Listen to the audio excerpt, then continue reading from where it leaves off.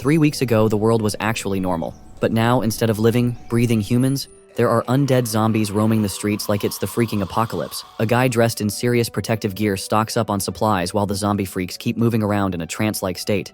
And even when he finally goes outside, they're still quite oblivious to his presence and go around doing their normal zombie business. He casually makes his way through the crowd of zombies without any care whatsoever that those things eat brains for breakfast, and even goes as far as dissing them openly. The zombies themselves show no reaction to his presence or his loud dissing, and even when he bumps into one of them, it just growls and continues on its way, not knowing what it hit or what hit it. Its eyes and ears obviously have a factory defect, and our dude is sure to take advantage of that little factor. He reveals that the zombies only react to smell, so as long as he completely covers his scent, he should be safe. He is vexed by the fact that nobody figured this out in time, which led to the human race's untimely wipeout, as everyone gave up without even trying to find a solution. He honestly can't tell who's dumber at this point, humanity itself or the zombies.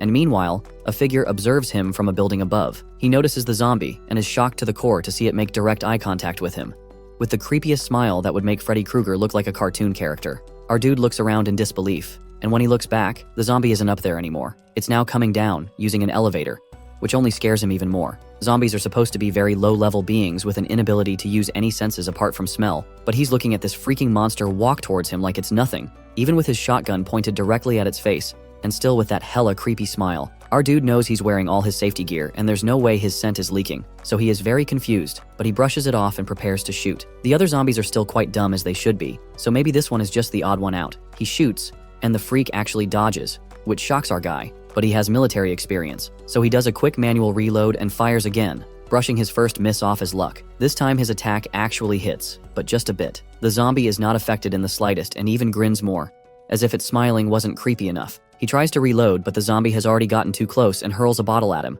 which misses and smashes on the ground instead, but the contents, blood, splash all over our dude. This is very bad because it will activate the one thing these zombies can perceive, which is scent. And just like the smart zombie planned, the others immediately rush towards our guy like hungry animals to their next meal. In a note, we see where someone jotted down important facts, like the first zombie being seen 3 weeks ago, the zombies being sensitive only to smell, especially that of blood, and the fact that intelligent zombies do exist, a fact our dude, who is now running for his life, unfortunately, wasn't aware of. He tries shooting at them, but there are just too many, and soon they back him into a corner. Things start looking dire for our dude until he spots an exit gate, which he uses immediately and locks with a simple bolt. The zombies can't get through because while they might smell him, they're still too dumb to work a simple bolt. Things are looking better until the smart zombie comes from nowhere and unlocks the door from outside, letting his wonderful siblings through. The man decides to retreat and heads for his car, which is thankfully nearby, and he reveals that the students back at the school will be at risk if this continues. Meanwhile, the intelligent zombie picks up keywords from his statement, like students in school,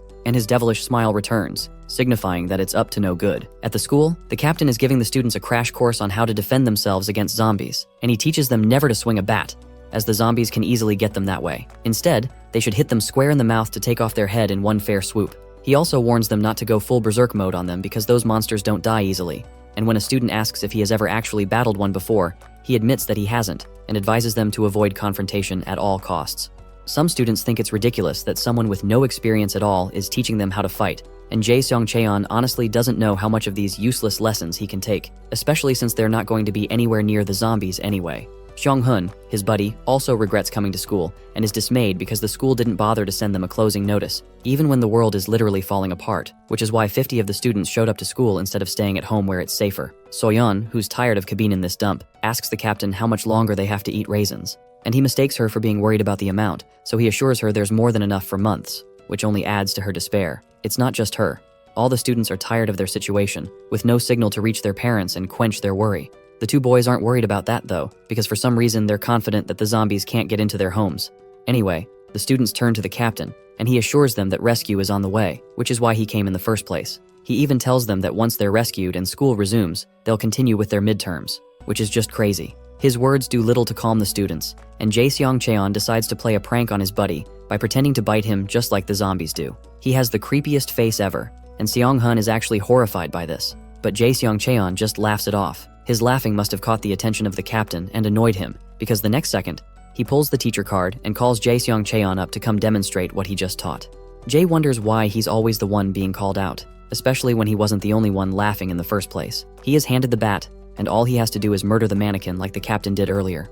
Meanwhile, a student informs Seong-hoon that it's his turn to be lookout on the rooftop. And of course, Jae totally flops the demonstration, doing the one thing that the captain told them not to do when attacking a zombie, which is swinging your weapon. Seong-hun heads to the rooftop, where he sees a pretty girl just standing there. Seong-hun quavers with male hormones as he can't believe that the so pretty Yeon-ae is standing before him. She greets him and requests to stay a bit longer, which he has absolutely no problem with. Turns out he had always taken the same bus with her, although he doubts she ever noticed him. He has had a huge crush on her since then and sometimes secretly wished that bus was the only thing left in this world so they could be together forever, which is just a new level of creepy. They spend some time together on the roof, and the whole time our boy is blushing like crazy. They bond as they stare at the beautiful sunset and the disgusting zombies wandering around in the streets. She then reveals her theory of the zombies not being truly dead since they're still moving, and that the world hasn't really changed since the sun is setting like it always has. Seong-hun thinks all this is absolute baloney, especially when she refers to the zombies as actual people. She tries to explain that zombies are just labels they gave the victims of this incident, and that nobody really knows what could be going on in their minds, or if they still hold a grudge against the person that bit them against their will. Our MC Seong-hun doesn't agree with her, but immediately regrets it, as this obviously upsets her. Just as he begins to worry that disagreeing with her will make her dislike him, they're interrupted by what sounds like the loud screeching of a car from a Fast and Furious movie. They're shocked to see their school nurse driving like an absolute maniac, running over any zombies in his path. Turns out it's the same guy in protective gear who had trouble with a certain intelligent zombie. His crazy driving leads him to hit a tree, and the zombies start gathering around him. But when he tries to get out, his pants get stuck on the car seat. This immobilizes him for a second, and the zombies, sniffing the blood on his suit, rush in to attack. They're tripping if they think he's going down that easily, as he rips out of his pants, dodges the zombie attacks, and makes a run for the school fence, which he successfully gets over. The kids rush downstairs and inform the captain about the nurse's return. They let him into the school building, thankful that the zombies that followed him can't get through the school fence. He takes off his mask and sprays himself with something that looks like bug spray. The zombies are still noisy outside, which annoys the hell out of him, so he takes out his shotguns and blows out the brains of one of them, shooting through the window in front of the students. The captain isn't a big fan of this, but the nurse reminds him that these zombies may one day somehow break into the school, and he wouldn't know what to do then. He couldn't care less about the opinion of someone who only yaps in class and has never actually faced a zombie, so he proceeds to diss the captain in front of the students. Coughs from Seong-hun interrupt him, and then he goes full nurse mode, remembering that he has asthma and giving him some pills for it. The nurse warns him that the drug may give him insomnia as a side effect, but he takes it anyway and feels instant relief. He has always had symptoms on and off as a kid, and he left his inhaler at home, but the event makes Yeon-ae show some concern about his health, so our boy takes it as a huge win. Just then, the sound of a car heading towards the school grabs everyone's attention. At first they think it's a survivor, but the nurse knows it definitely isn't. We get a quick note again, with a recap of everything going on in the school, including how 50 students came without knowing they'd be trapped, how they only have nasty emergency rations to last them a month, and how the PE teacher, who's also their captain, and the school nurse aren't best pals. The nurse is the first to see who is actually driving the car, and is horrified at the sight of a zombie driving a bus towards the school, so he tells everyone to run for it. The zombie drives right through the school gate, creating a VIP entrance for the others, and the captain orders everyone to get to the higher floors. The nurse recognizes this zombie as the intelligent one that gave him trouble earlier, and the other zombies don't hesitate to use the beautiful entrance it just created. He tries to shoot at it, but it escapes, and the zombies are now slipping through, so he focuses on buying the students time to get to the higher floors. The zombies are relentless, and the nurse tries his best, but he can't keep all of them off, so once the students are ahead, he makes a run for it together with the captain. He even ends up saving the captain's life, and that near-death experience leaves the man shaken to the core. Unfortunately, the zombies get to some students and start feasting on them like it's an all-you-can-eat human buffet. It's all madness and chaos as more students fall victim and become zombie dinner, and eventually they reach our boy Jae Seong-cheon, who ironically has the same bat the captain wanted him to use to demonstrate what he taught them. For very obvious reasons, he doesn't look so cocky anymore. Like the dumb brat he is, he totally ignores his teacher's instructions and swings the bat like a maniac, leading to the zombies eating his fingers off. That's the end for him and many other students who were still in the class. The rest of the students manage to reach the higher floors, where the school nurse is waiting for them. Seong-hun is already there too, but he turns back to see his precious Yeon-ae in trouble with zombies hot on her trail. A zombie leaps over and scratches her leg, leaving her bleeding and completely immobilized. The nurse senses what Seong-hun is considering and warns him to let her go, as it's already too late to save her. Our MC is stuck between two very hard choices. He can either save himself or risk it all to go back and save her. He makes what's probably the dumbest decision in this entire story and goes after the girl despite the nurse's warnings. He begs him for just 3 seconds, but the nurse declines and threatens to shut the door, as he can't risk the lives of everybody just for one person. After a few seconds of thought, Seong-hun goes to save her anyway, and the nurse shuts the door just like he said he would. Our dumb hero rushes in and gives the zombie attacking his girl a flying kick to the face, buying them some time. She explains that she's injured, but there's no time to attend to that, so he drags her across the hall to the nearest empty classroom and shuts the door, but not before he gets a glance at his dear old pal, Jae Seong Cheon, now looking awfully green, zombified, and eager to attack them.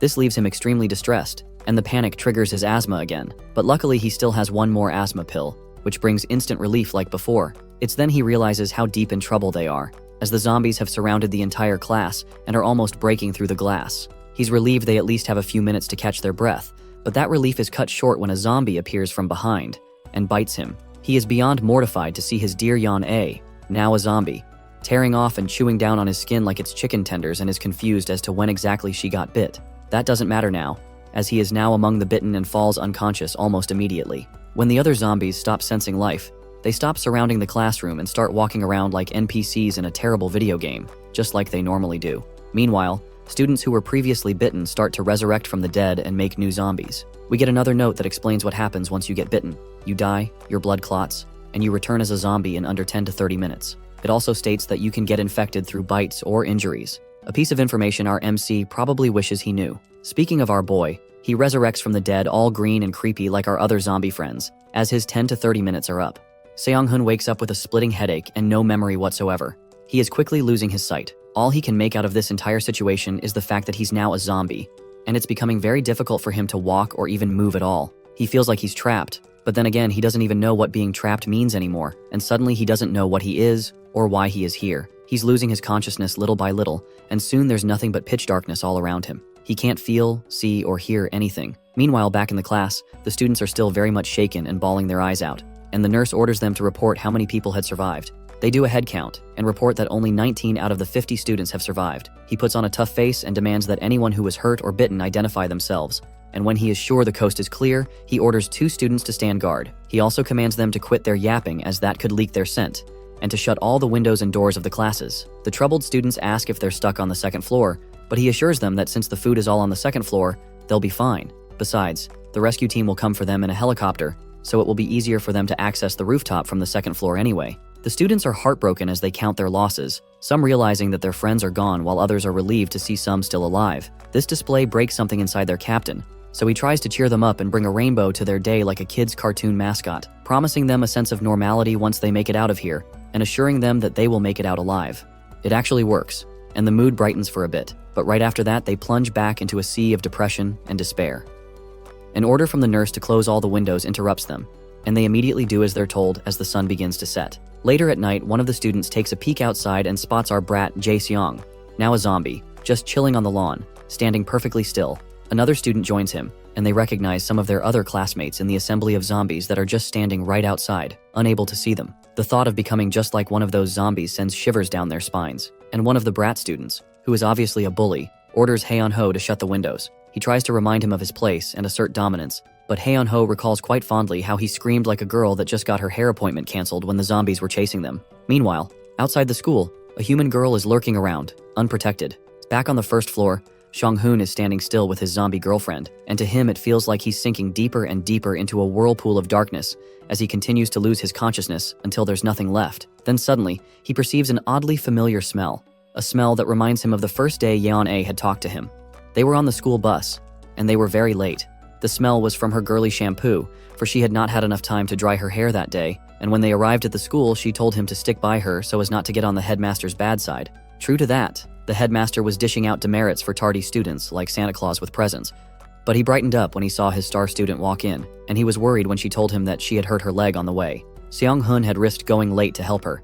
She lied to save her skin and that of Seong-hun, and that was the first act of kindness she ever showed him. That is the scent he is perceiving now, and it reminds him of his precious Yeon-A. He can remember her now, clear as day, but she is still a zombie with no consciousness whatsoever. He can see a bit, but it is still blurry, and he can move, but he is still shaky and wobbly. He reaches an obstruction in his path, which he recognizes as a door. It takes a few attempts, but he finally figures out how to work it and opens it, entering the hallway full of his fellow zombie kin. We see another fun little note, this time explaining what comes after zombification. Rapid decline in intelligence and physical abilities.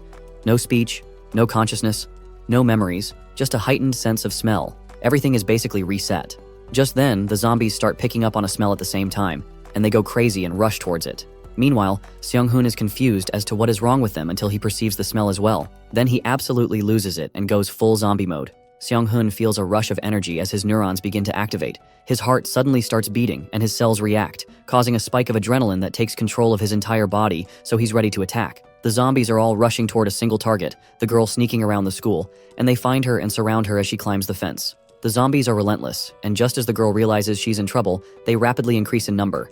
And our dude Seong-hoon is there too. The zombies start to make their way up the fence, and as she takes a step backward toward the edge, a zombie pulls down on her shoe, making her lose her balance and trip over the fence into the pool of zombies just waiting to devour her. Luckily, she catches herself just before she hits the ground and manages to escape instant zombification. We see a small vein of green behind her ear as she uses one of the zombies' faces as a stepping block to lift herself back up the fence, and Seong-hoon leaps over the horde in an attempt to attack her, but a hot kick to the face from her sends him flying right back from where he came. She uses this opportunity to make a clean escape, jumping from the fence over the zombies and landing on the vents, then onto the school bus, then making her way to the side of the building. The zombies can't climb, so they can't reach her there. From the side of the building, she makes her way slowly and carefully, traversing until she reaches the class window, where she knocks and politely asks the boy on duty, Hae-on-ho, to let her in. Seong-hoon is still on the floor, with liquid leaking from his face, which he recognizes as blood. The fiasco is finally beginning to calm down now, including the fast heart rate, the explosive rage, and the fleeting hints of feeling alive for a moment there. Just a minute ago, every zombie was running toward a single target like a group of ants toward a dropped lollipop, but now there is peace and stillness like it never even happened. Everything has gone back to normal, back to being dead. But just like them, his heart isn't beating either, although he still has thoughts, so he wonders if he's truly dead or alive, or maybe a little bit of both. He remembers a lesson his teacher once taught him about Schrödinger's cat theory, which states that when a cat is in a box where it has a 50% chance of living, it is neither dead nor alive, yet at the same time, it is both until someone opens the box. This never quite made sense to him because he believed that if the cat actually had the will to live, it would jump out of the box to prove it's alive. His buddy Jae-seong disagreed with him because the cat is still just a cat, and cats like boxes, so it would never jump out on its own. He, of course, got punished like usual for talking in class, but that memory stuck with him, and is coming to our MC now of all times. Seong-hoon starts to believe he's actually alive because he has the will to live, so he takes one step and then another, and starts his journey back home. We get another note that explains what happens when the zombies smell human blood. Their cells begin to react, and the low blood pressure leads to a decrease in temperature, which makes them pale. But once the smell is gone, the heart and pulse stop again, and they return to normal. The nurse is at a corner trying to catch some Z's, but his trusty shit gets very close to him when he hears the sliding of the window. Hae-on-ho had let the strange girl in, but before she can land on her feet, his gun is already pointed square at her face. He doesn't remember giving anyone permission to let anybody in, and he orders Hae-on-ho to explain what the hell is going on. Hae-on-ho reports that the girl claimed to be a survivor, but the nurse isn't at all convinced and orders her to prove she hasn't been bitten, putting her on the spot. As the nurse holds the strange girl at gunpoint, she acts surprisingly calm about the whole matter, talking about how guns are probably the strongest weapons against zombies and totally ignoring the fact that there's one pointed at her face at the moment. She grabs the gun's muzzle and points it to her head directly, daring him to pull the trigger if he doesn't trust her, since they're all going to become zombie chowder anyway. It's better to go once and clean, or maybe he'd like to waste a bullet on a human. When he senses the lack of fear in her eyes, he lets her go, warning everyone else never to go against his orders again and threatening to kick out anyone who lets anybody else in again as a form of exchange. The girl can't believe someone so ruthless and barbaric is a teacher for children, but he shrugs that there's no harm in being extra careful, then reveals that there's actually an intelligent zombie out there. She recognizes it, and that stops the nurse in his tracks and drags back his attention. The girl explains her situation to the nurse and the captain, and it turns out that she and some other people had hidden in a highly secure building, as they were aware that zombies weren't very intelligent and didn't react much to sounds. You could only access the building if you knew the passcode, so they were sure they were safe from any zombies. She and a few other residents of the apartment all gathered on the roof, waiting to be rescued. But that's when they saw someone pass by on a motorcycle who looked like a survivor. He wore a helmet so they couldn't see his face, but since he was covered, they assumed he was hiding his scent. Being the kind folks they were, they decided to let him in and tell him the passcode, not knowing they had just invited the literal devil to their abode. He inputted the passcode and gained access to the building, and only after he entered did he reveal his true nature with that same creepy smile.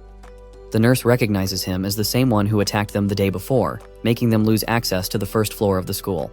The girl had never thought a zombie could disguise itself like that, and once it entered the building, it pulled pretty much the same stunt it pulled on the nurse while he was gathering supplies. It pulled out a bottle filled with human blood and spilled it in the building. The scent immediately did its magic, attracting all the zombies in the area as he left. Seong-hun now stands in front of his building, and once he goes inside, he sees nothing but bloodstains all over the place like a juicy crime scene. As he staggers his way up the stairs, the girl continues her story back at the school. Her building was soon swarmed with zombies, and they had nothing like guns, so they were basically sitting ducks. But her quick thinking led her to jump to the other building for safety. She gestured to her friends to follow her, but they were all old geezers who were more than a little out of shape, and no matter how much she begged them to at least try, they just couldn't do it. Soon the zombies reached the roof where they were, and although they tried as much as they could to defend themselves as one would expect, there's only so much a group of old men can do to a swarm of active, raging zombies. They told her to go on without them, and she had no other choice but to watch in horror as her dear elderly friends were ripped apart by ruthless zombies before she took to her heels, running blindly in search of a building with survivors. Last night, she saw a light coming from the school window, and that's how she got here. This entire story only reinforces the nurse's harsh mindset and drive not to sacrifice the lives of everyone just to save one person. And he realizes that the intelligent zombie is not just attacking randomly, but is strategically finding places with survivors and leading zombies to attack them. The girl doesn't know much about the cunning monster apart from this, but she does have some information about the rescue party that they're all depending on to save them. Meanwhile, Seong-hun finally makes it up the building and into his apartment, and he's shocked to see that the door is wide open, with no single soul in sight, and the apartment looks like it has already been attacked. He had thought that high-rise buildings like these would be the most secure, but as he senses a fellow zombie nearby, he realizes they might have severely underestimated the intelligence of these monsters. He reckons that if he has retained his intelligence, then there's got to be others like him. Then there are his parents. Even though they've probably joined the zombie party by now, they ought to be somewhere out there. Then we see another note, this time talking about the school nurse and the intelligent zombies. The nurse is an ex-military soldier who would rather spend time talking about the Marines than actually teaching, with a weird hobby of hunting with a gun that nobody knows where he got from. The two dumb bullies of the class get the bright idea to sneak out and open the window, itching to have one or two puffs now that they have the chance since the adults are all having a meeting. Plus, it's their last roll, so they're sure going to make it count. They destroy their organs with smoke as they casually chat about how the new hot chick stuck it to the intimidating nurse earlier on. Just then, they overhear the adults talking about how there's no rescue party coming for them, which is when he hears that the rescue team won't be combing through the city in search of survivors. Apparently, the number of survivors hasn't been identified, but there will be a transport plane landing at a nearby Air Force base, so all they have to do is get there safely and on time, and they should be on their way out of Zombie Town. All of this, of course, being very shocking news to the bully. As Haeyeon-ho returns from an errand to get food, he overhears the bullies talking about what they heard the adults saying. Hong-jun is the guy who did the eavesdropping, and he reveals to Jun-jae that there's no rescue party, and that a plane is going to land in the military airport, although they don't know when. The two dumb bullies cook up the not-so-bright idea to ditch the school and make a run for the airport themselves, as they are now convinced that the nurse can't keep them safe like he promised. Just then, they notice the brat that was sent to get them bread, aka Haeyeon-ho. So they collect the bread from him and begin to dig in, but they hate it and scold him for it. And the terrible bread is the last straw for them, reinforcing their decision to take their bikes and get the hell out of that place. The Air Force is near Seongnam, and there's an airport and Air Force installation there too. Haeyeon-ho finds the courage to voice his request to follow them, and they're not too eager about the idea of him tagging along on their little death trip. He tries to use the fact that he knows the way to the station by heart, and even throws in the fact that he's the 5th smartest in the entire school. He promises to help them evade the zombies with his brains, but they take his words as an insult rather than a plea. Hong-jun actually finds a reason to let him tag along, but it's not the reason Haeyeon-ho was hoping for. The bully reckons that he'd be perfect as an offering sacrifice to the zombies if they ever get caught, and all this doesn't scream red light to Haeyeon-ho for some reason, because he still goes with it. Meanwhile, the adults are still discussing, and the new girl reveals that the plane will arrive tomorrow before sunset. She requests to remain in the school till then, and the captain accepts. She needs a place to crash because she learned the hard way that traveling in the daytime is way safer than at night. But the nurse isn't thrilled that she's staying without giving them much useful information. The girl really can't believe that a guy could be such a jerk face all the time. The captain asks if she's planning on going alone, and she reveals that she doesn't intend to stop whoever wants to follow her, even though it would be a burden. The nurse inquires if she plans to take all the students with her. She reminds him that she's not forcing anyone to follow her, but informs him that the plane would be big enough to carry them all, the only problem being how to transport all the students there safely. He questions the reliability of her intel, so she informs him that there's a US Air Force base at Songnam, which is where the US troops are being withdrawn. He continues to question her intentions, obviously denying her his trust, but she reminds him that in their situation, holding anyone responsible is just plain stupid, and all they can really do is take bets on the highest chances of survival. The captain tries to come between both of them and explain to the girl that the nurse just doesn't want to put anybody in danger, but the girl reminds them of the harsh reality that anywhere is dangerous no matter where it is. The nurse then informs her that they're safest here because he is personally keeping it safe for them. Just then, they're distracted by the sounds of engines and are dismayed to see 3 of the students leave the school on their bikes. The nurse concludes that they must have overheard them talking and decides to use them as lab guinea pigs to test if it's actually safe to go out there or if they'd come crawling back. Haeon-ho and the gang speed off on the bikes, successfully escaping from the school, and he's worried that they're too exposed and their scent may begin to leak. But the bullies are pretty confident that the zombies would catch up to them only in their dreams. They zoom past and manage to avoid their schoolmates, now zombies. And Hong-jun can't seem to understand why the adults and others were so afraid of these useless creatures. Junjae is having the time of his life without his helmet, with his face in the air like a dog sticking its head out of the car on a road trip. He's so distracted that he doesn't notice a zombie in time, and they only miss it by a hair.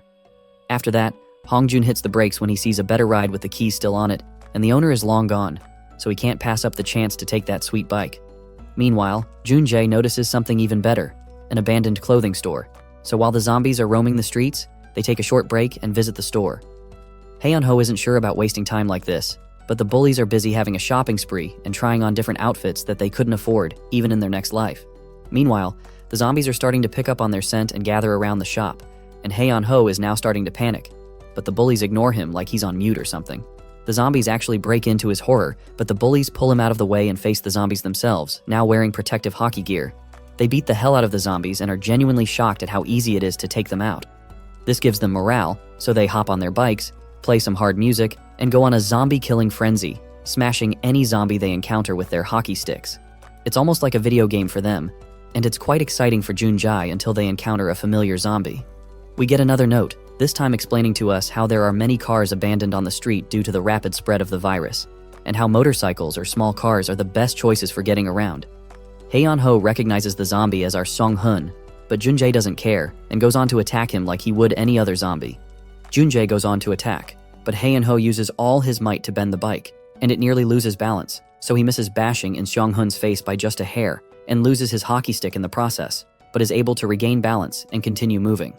He yells at Haeon-ho for almost getting them killed, but Haeon-ho confesses that he recognizes that particular zombie from his class, and the only thing stopping the bully from giving him a beating is the fact that he is the one driving the bike. Hong-jun reminds him that they need him to lead the way, and he gives accurate directions to the annoyance of Junjae, so he has to let it slide. Seong-hun, on the other hand, breaks down and starts bawling his eyes out, saddened by his helplessness and inability to do anything. He can't move or feel pain or scream, even though he really wants to. He may be crying, but the feelings of sadness don't exist, as he feels absolutely nothing. And he realizes that he's neither dead nor alive. As he wanders aimlessly through the streets, he reckons that he doesn't feel alive. Then he wishes that that guy had just finished the job as he looks at some dead zombies, because at least then, he would have had a peaceful end. There's nothing he can do in this state other than make weird noises and react to the smell of blood. Back at the school, the students stand in line to collect emergency rations, and they're not too excited to eat, but they really don't have a choice in the matter. Soo-jin, the new girl, helps them out, but the nurse has a problem with it because she's not a teacher, so she takes offense and lashes out at him, with the captain trying to mediate as usual. To his dismay, the captain discovers that they are beginning to run dangerously low on food. The captain is confused because he's sure that he had way more food stacked up, so he gives the rest of the students bread to compensate. And when the other students get a whiff of this, they conclude that they're running out of food. They also discuss how the delinquents Hong-jun and Junjae ran away together with Haeon-ho, and how they overheard that there's no rescue team coming for them. This initiates a sense of worry, and they begin to consider following in the bullies' footsteps. Meanwhile, the captain racks his brain because he's sure he secured at least 2 months' worth of food when the virus first started, but the nurse reminds him that some of it was left in the storage unit on the first floor. The captain then begs the nurse to go down and get it, since he is the one with the suit, but he refuses because it's way too dangerous and there's already blood on his gear. Soo-jin points out the fact that he has a gun, but the nurse informs her that his gun is meant for something else, and besides, there's no need to rush because it's not urgent. She's disappointed in his behavior, but the captain decides to suck it up and go down instead, and she's worried about him, but he reasons that it's his responsibility since it's technically his fault that it's still down there in the first place. He still regrets not being able to protect the kids the first time, so he decides to use this to make it up to them and actually be the superhero they think he is. He's radiating chivalry, and she's touched by it, so she lends him her perfume to hide his scent. but she warns him that it will not last for too long and wishes him good luck because he is definitely going to need it. As he leaves, the nurse disses him and goes into the class to assure the students not to worry about food, as he plans to go down and snag it once he gets an opportunity and gains their trust once again. The captain sneaks out and down the stairs with his trusty bat, and he runs into a zombie right away, but thanks to the perfume, the zombie can't sense him at all, and he evades it. He reaches the storage room and finds the food supplies exactly where he left them, and we get another note, this time explaining the zombie's weakness. Destroying the head completely, aka the brain, would end a zombie, but attacking any other part of the body won't, since they can't feel pain. Seong-hoon makes his way back to the school, still in a trance and desperately longing to escape his loneliness, even though he knows it's hopeless. He trips on his feet and falls face down to the ground, where he perceives a strong smell, which he recognizes as gasoline leaking from a nearby vehicle. He then hears strange laughter, and it's coming from his beloved zombified Yeon-A, and this alerts him. The fact that she can laugh may mean that she might still have emotions, and if so, there might just be a glimmer of hope. The delinquents ride on through the streets under Hyeon-ho's guidance, and Hong-jun notices how weird it is to see the subway not moving, but with lots of zombies trapped in it. It's actually kind of depressing and boring, so he tosses his hockey stick away, but Jun-jae, who had lost his, picks it up, still itching for more fun. The entire place is completely deserted of life and humans, and they probably would have never known this if they had just remained in the school. The zombies are still coming, and it's starting to get old for Hong-jun. Jun-jae, on the other hand, still has a lot of drive in him and continues smacking the zombies, even when Hong-jun tells him to chill out. He totally ignores Hong-jun and keeps smacking off zombie heads until Hong-jun threatens him, and that resets his senses like a cocky cat that just met its match. Meanwhile, the intelligent zombie spots them from a building with that normal twisted grin of his. Seong-hoon makes his way into the school and staggers to the school library. Meanwhile, the captain gains access to the storage room but hears footsteps that don't sound like a zombie, so he goes to check it out, only to discover that it is a zombie. It nearly senses him, so he reckons he'd better grab what he needs and get the hell out of here before the perfume runs out. Seong-hoon, on the other hand, is busy reading a book, and as he flips through the pages, deep inside his head, his neurons activate, and he realizes that his level of concentration has increased exponentially as he now absorbs information faster than a laptop by just scanning through the pages. If this had happened to him before now, getting good grades would have been a breeze, so he carries a mountain of books and begins to consume them like it's an all-you-can-read buffet. He reckons that, in reality, he is basically brain dead and all his bodily functions have been shut down, but his sense of smell is still intact, and his brain awakens when he smells people. This would explain why he awakened when he smelled Yeon-a's shampoo and why her consciousness activated because of the motorcycle Hong-jun was riding. What he can't comprehend, though, is why he is the only one who retained his intelligence, and why his learning ability is also skyrocketing. Then he remembers the asthma pills he took, and that the nurse had warned him of their stimulant properties. He realizes that he was bitten in a stimulated state since he had just taken the last pill, and that caused permanent effects on his zombified state. Meanwhile, the captain carefully makes his way back with some boxes of food, and the boxes take all his arm space, so he has to leave his trusty weapon behind. Just then, Seong-hoon starts smelling human again, and he goes beast mode, with his raging appetite coming back strongly like a reflex. The perfume must have worn off, and the captain has no idea of that, nor the fact that a zombie is already creeping behind him, ready to attack. It rushes toward the man, and by the time he notices, it has already closed the distance between them, so he drops the boxes in fear and tries to defend himself with his bare hands, then runs away the moment he gets the chance. The zombie is not far off, and it gets him and bites his shoulder, or at least he thinks it did, but it actually bit the shoulder of another zombie who got in the middle of them just in time. But he's still a zombie, so the captain is still freaked out by his presence. He uses a cloth to cover his nose and mouth, and when the other zombie tries to attack, he holds it back while the captain makes a run for his life. The captain doesn't understand what's going on, and doesn't want to stick around long enough to find out, so he dashes up the stairs to the door leading to the second floor and manages to escape, locking the door behind him. He takes a minute to reconcile with the fact that he just saw his life flash before his eyes multiple times, and that terrified the hell out of him. But what scares him even more is the knock that comes on the door shortly after. After a while, he carefully opens the door to see all the boxes he had dropped earlier, casually waiting for him at the doorstep with no single zombie in sight. Everyone can't believe he went downstairs all by himself to get the supplies and came back as a non-zombie, and he makes sure to rub it in the nurse's face as he receives praise from the students, although the nurse looks unfazed by the whole ordeal. Meanwhile, the real hero of the day, our MC Seong-hoon, walks away satisfied.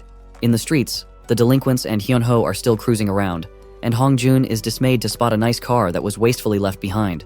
Their joyride is cut short when a truck suddenly starts chasing them from nowhere. The truck doesn't care for traffic rules as it crashes into cars and runs them over like it's nothing, and the person driving it is none other than the intelligent zombie with his creepy as hell smile, chasing down the boys relentlessly. The truck is somehow catching up to them, probably because it's just smashing everything in its path. Meanwhile, the boys try to outrun it, but they can't smash through cars like it does, so they have to dodge them, and that slows them down. The truck flips a car over, and it lands on Junjae and Hyunho, throwing them off balance and onto the hard road. The intelligent zombie doesn't even slow down and continues to chase Hongjun until it eventually catches up to the poor fellow and knocks him off his bike, making him tumble and fall to the ground, barely missing getting flattened by the truck by just a few inches. The truck goes on ahead, and luckily nobody is taken out by that encounter, but all are severely injured, and Hongjun wants to know who the hell is the dummy that just ran them over, but is dismayed to see the truck stop in its tracks. The tailgate slowly open up, and a horde of zombies release towards them. They immediately take to their heels and try to run the other direction, but are horrified to see that there are other zombies coming from that side as well. They are in deep trouble now, as they realize that they are completely surrounded and they're on a bridge so they can't jump. But that's when Hyunho gets the brilliant idea to jump over the bridge railings and get to the other side. Hongjun thanks his stars that they decided to let him tag along, and they immediately start climbing. But Hongjun is taking his sweet time, and Junjae, who's in between him and the zombies, is really not a huge fan of it, so he yells at Hongjun to hurry up as the zombies are now getting dangerously close. Hongjun couldn't care less about what's happening behind him until he accidentally slips and ends up hanging onto the rail with just one arm, with a pool of very hungry zombies waiting for him at the bottom. He orders Junjae to help him up, but he hesitates and just watches him struggle, so he yells at him to help him. But then Junjae reminds him that he is in no position to be bossing people around right now, and they get into a hell of an argument before Hongjun truly realizes his situation.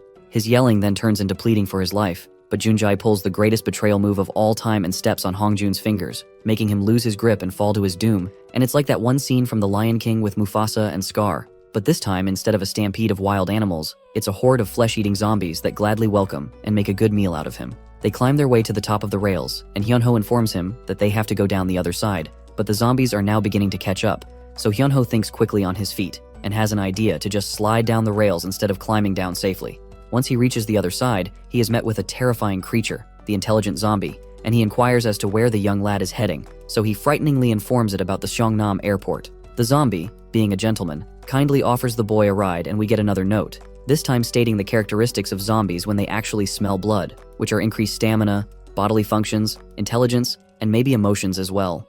Junjae, on the other hand, observes the zombie with horror as it loads the boy into a car like he is cargo, from still above the railings, but when the zombies finally catch up to him, he has no choice but to follow suit and slide down the rails as well. But on his way down, he hits some loose metal and tumbles down instead of sliding, and crash lands face first on the ground. He is later picked up by the intelligent zombie, and he can barely move, so he cannot fight back because he is very injured and weak, so all he can do is sit back and watch as the zombie drags him along, very happy with his find. When Hyunho finally comes to, he finds himself in a dark cage and is not thrilled to wake up to a zombie in his face. The zombies can get to him though, because they are outside the cage, and a voice from inside tells him to relax, as they can't touch him, and he will soon get used to them anyway. The woman asks if the dummy yelling in the cell is a friend of his, pointing to Junjae, who, unlike them, is making a ruckus, and requests that he politely ask Junjae to shut his trap, but he reveals that there's no way in hell Junjae would listen to him. The woman then concludes that he must be some sort of bully, which is spot on. She points to the intelligent zombie who is just sitting in front of them and creepily staring with scary focus, revealing that it's actually experimenting on them by quietly observing how humans behave when exposed to zombies. Or that's her theory anyway. She believes that he zombifies survivors he deems worthless, and then captures the ones that seem interesting, like Hyunho and his buddy. She reveals that she's like a precious lab rat for him, because she worked for the Center for Disease Control as the head of the Department of the Infection Research Center, Hyunmi Lee. She believes he's only keeping her alive because he thinks she knows something about the zombies. But in truth, she knows absolutely nothing except for the fact that it's a virus, which is pretty common knowledge. That's just how it is with science and unknown viruses. They can't explain this one just like they still can't explain the plague from 600 years ago. There is no cure for this virus. Hyunmi Lee shamefully admits that even with all their brains and research, they could never actually identify the first patient, because the virus first disguised itself as the flu and was transmitted through respiratory fluids like sneezing, which she has to demonstrate to a disgusted Hyunho, but she assures him that she was tested and she's definitely not a carrier. Anyway, that's how it was transmitted, and everyone treated it like it was a normal cold, so they carried on with their lives with no idea that it was the beginning of the end. At the school, one of the students on watch duty sneezes because it's so cold at night, and then they notice a light coming from below them, from the library. They debate on whom they should tell, and decide to tell their captain since they trust him more. Once the captain gets the report, he promises to go check it out and wonders if it was the same person as earlier. He debates if he should come clean and tell everyone that he was actually helped the last time he went to the first floor, but then the lights go out, and the students begin to panic, because there's nothing scarier to teenagers than a power outage. Seong-hun, who's in the library, also experiences the power outage, so he studies a book on how to use an emergency generator. The captain considers telling Mr. Huang, the school nurse, as going to the first floor in darkness would be a lot worse, but the nurse is catching up on some dream time. Seong-hun, on the other hand, makes his way through the hallways filled with zombies, downstairs to where the emergency generator lies. He finds it, fills it up with gasoline, and turns it on. Just as the captain hears the sound of the generator, the power comes back on. The students immediately assume it was all the captain's handiwork since the nurse is still asleep, but he knows it was definitely his zombie helper at work. When they question him about it, he decides to lie and take credit again, keeping that piece of information to himself for the meantime, and the students praise him because of this. Meanwhile, the actual being responsible for their newfound joy continues doing his thing in the library, totally unbothered. Hyunmi Lee explains that the virus, once thought to be a cold, goes through an incubation period before the first mutation, which is invisible to the naked eye, but the victim has already begun the zombification process. The only difference is that this stage comes with severe depressive symptoms. Even then, there was no way they could have known, since the flu and depression were among the most common illnesses at the time, and you could develop a cure for baldness in the time spent worrying about this. The infected experience symptoms like depression, latency, and an unquenchable thirst, and soon the only thing they could think of was the taste of human flesh. By then, the virus had already started spreading rapidly. The bodily fluids entered a victim's bloodstream through the bite of an infected, and that's how the virus spread. It was at this time that news of aggressiveness began to circulate, with the media now giving it more attention. For some reason, these zombies aim for the arteries in the neck, but there are also arteries in the wrist, which would be a much easier target. They prefer the neck, probably because it is directly connected to the brain. The victims medically die but then resurrect and lose the use of bodily functions, depending solely on the autonomic nervous system. In other words, they become zombified. When Hyunmi Lee's job collapsed, it left her with no answers except for the fact that the primary infections led to the secondary infection, which they now know as the zombie virus. It didn't matter though, because in the end, the virus spread faster than the news about it, and some people got zombified without even knowing of the primary mutation. All they knew was that if you get bit, you become one of them. A whistle interrupts Hyunmi Lee's little zombie crash course, and the zombies stop immediately as well. She is confused, but Hyunho reveals that the intelligent zombie must have found a way to train them using psychological conditioning, so she's genuinely impressed with its intelligence. The smart zombie makes his way to Junjae's cage, where he's still making a lot of noise, and opens it, ordering him to come out, with that twisted look on his face. We get another note explaining the zombie virus and its relationship to the flu. Hyunmi Lee is shocked to see a zombie talk, but Hyunho has seen it talk before, so it's not a total shocker. Once Junjae is let out, he's more than ready to take the zombie on, but the zombie reveals that he's not the target and brings out a more familiar face, a zombified Hong Jun, to the horror of the three humans. It's Hong Jun all right, but now zombified, with duct tape on his mouth and a burning rage for revenge in his eyes. For a minute, Junjae can't tell if he's out to get back at him or if he's just another one of the brainless zombies sniffing for its next meal, but he doesn't wait to find out and attacks first with a punch to the zombie's face. He doesn't wait for it to recover and overwhelms it with attack after attack until it's had enough and goes in for an attack itself. Junjae tries to defend with his bare hands but struggles, and it gets him right where it wants him, with his neck ripe for biting, but the duct tape gets in the way. Junjae uses that opportunity to punch him off his body. He then continues his rain of punches in hopes of finally taking out Hong Jun's zombie. It takes a lot of damage but keeps standing, and eventually it stops his punches in their tracks, and then serves Junjae a taste of his own medicine with a hard punch to the face that really sinks in, probably forcefully evicting some teeth and sending him to the ground. Hyunmi Lee had thought she had seen everything until she witnessed zombie Hong Jun throw down a massive punch on Junjae like that. Hyunho thinks that maybe it's because it remembers its humanity, because the punch seems a lot more personal, and she highly doubts that, although she admits that habits might linger on, like when you learn how to ride a bicycle. The two begin to wrestle on the ground, and soon enough Junjae is begging for help like an overgrown crybaby. Hyunmi Lee is surprised that Hyunho isn't doing much to help his fellow classmate, but he explains that he couldn't even if he wanted to because they are still trapped in a cage, and besides, he really doesn't want to, considering how he's been treated by those douchebags, and who can blame him? Junjae manages to push the zombie away from him and tries to crawl away, but it gets a hold of his leg and snaps it like a twig. That puts him in maddening pain, so he now seriously begs for his life. Hyunmi Lee reckons that the rush of adrenaline probably powered that punch, as it is nearly impossible to escape a zombie once it gets hold of you. Just then, the sound of the zombie ripping off the duct tape from its mouth terrifies the caged duo, and they're forced to watch the poor bully get bitten by his ex-BFF. Hyunho notices that the intelligent zombie seems extremely satisfied with the show and begins to wonder if it really understands the relationship between a bully and a victim as it turns off the lights, like it's trying to signify that the curtains have closed on the show. At the school, Seong-hoon scribbles down facts about the zombies and their reactions to blood, and when he decides that he needs a sample, he makes his way to a refrigerator where he finds blood bags of different types. Even with his nose and mouth sealed, he can still feel the intense lust for blood in his body. Meanwhile, Some students gather around Sujin as she packs in preparation to leave first thing in the morning. They try to convince her to stay with them, but she explains that even though it's safe here, with enough food and protection from the teachers, the probability of a rescue team coming to find them is quite low, and she would much rather go find a transport plane that could transport her to a permanent shelter with other survivors. The idea of a resting place sounds appealing to the girls and some other students as well, and they start to gather around and voice their requests to tag along with her. We get another note explaining that zombies think blood is tasty for some reason and that it activates their brain and senses, but not why. It's a beautiful morning, and Hyan Ho, who obviously didn't sleep well, wakes up to find the doors of his cage open with no zombies in sight. He quickly wakes the doctor, who warns him that it might be a trap, but there's really nobody in sight, and it looks way too good to be true. On the other hand, the captain is shocked to see that some students suddenly want to follow Sujin, and she makes it clear that it was all their choice, and she didn't force anybody to do anything. The nurse is cold as usual about the whole situation and grants them permission, but he warns them that whoever leaves the school in his protection can never return. With that turn of events, the captain decides to follow them on their little school field trip of life and death. Seong-hoon takes a blood bag and spills some of it on the floor, making a trail. And just as he had hoped, once the zombies get a whiff of the blood, they are immediately drawn to it and come crawling to him. And just like that, our MC unlocks a new skill, zombie taming. The captain slowly opens the door leading downstairs a little and takes a peep outside, but he shuts it right back even though he doesn't see any zombies nearby. He had acted all cocky and brave in front of the kids and taken credit for stuff he didn't actually do, but now it is time for him to actually prove it. He takes a step back and does a roll call in a desperate attempt to buy time, and he counts 10 of them about to exit the building, including Sujin. He asks her for a plan, and she admits that she had not expected so many people to tag along, so she made some changes to her original plan. Since there are 10 of them, she reckons they would need a van, so she volunteers to go find one. Sujin immediately leaps into action, jumping out the window and onto the school grounds. The first thing Sujin notices is that there are no zombies around, which is good, but definitely odd. All the zombies are gathered around Seong-hoon and his blood samples, but they're starting to lose interest and grow weak again. He tries to open another pack, but his muscles won't do what he tells them to as he still has difficulty controlling them. So he accidentally rips the blood bag open and some gets on his clothes.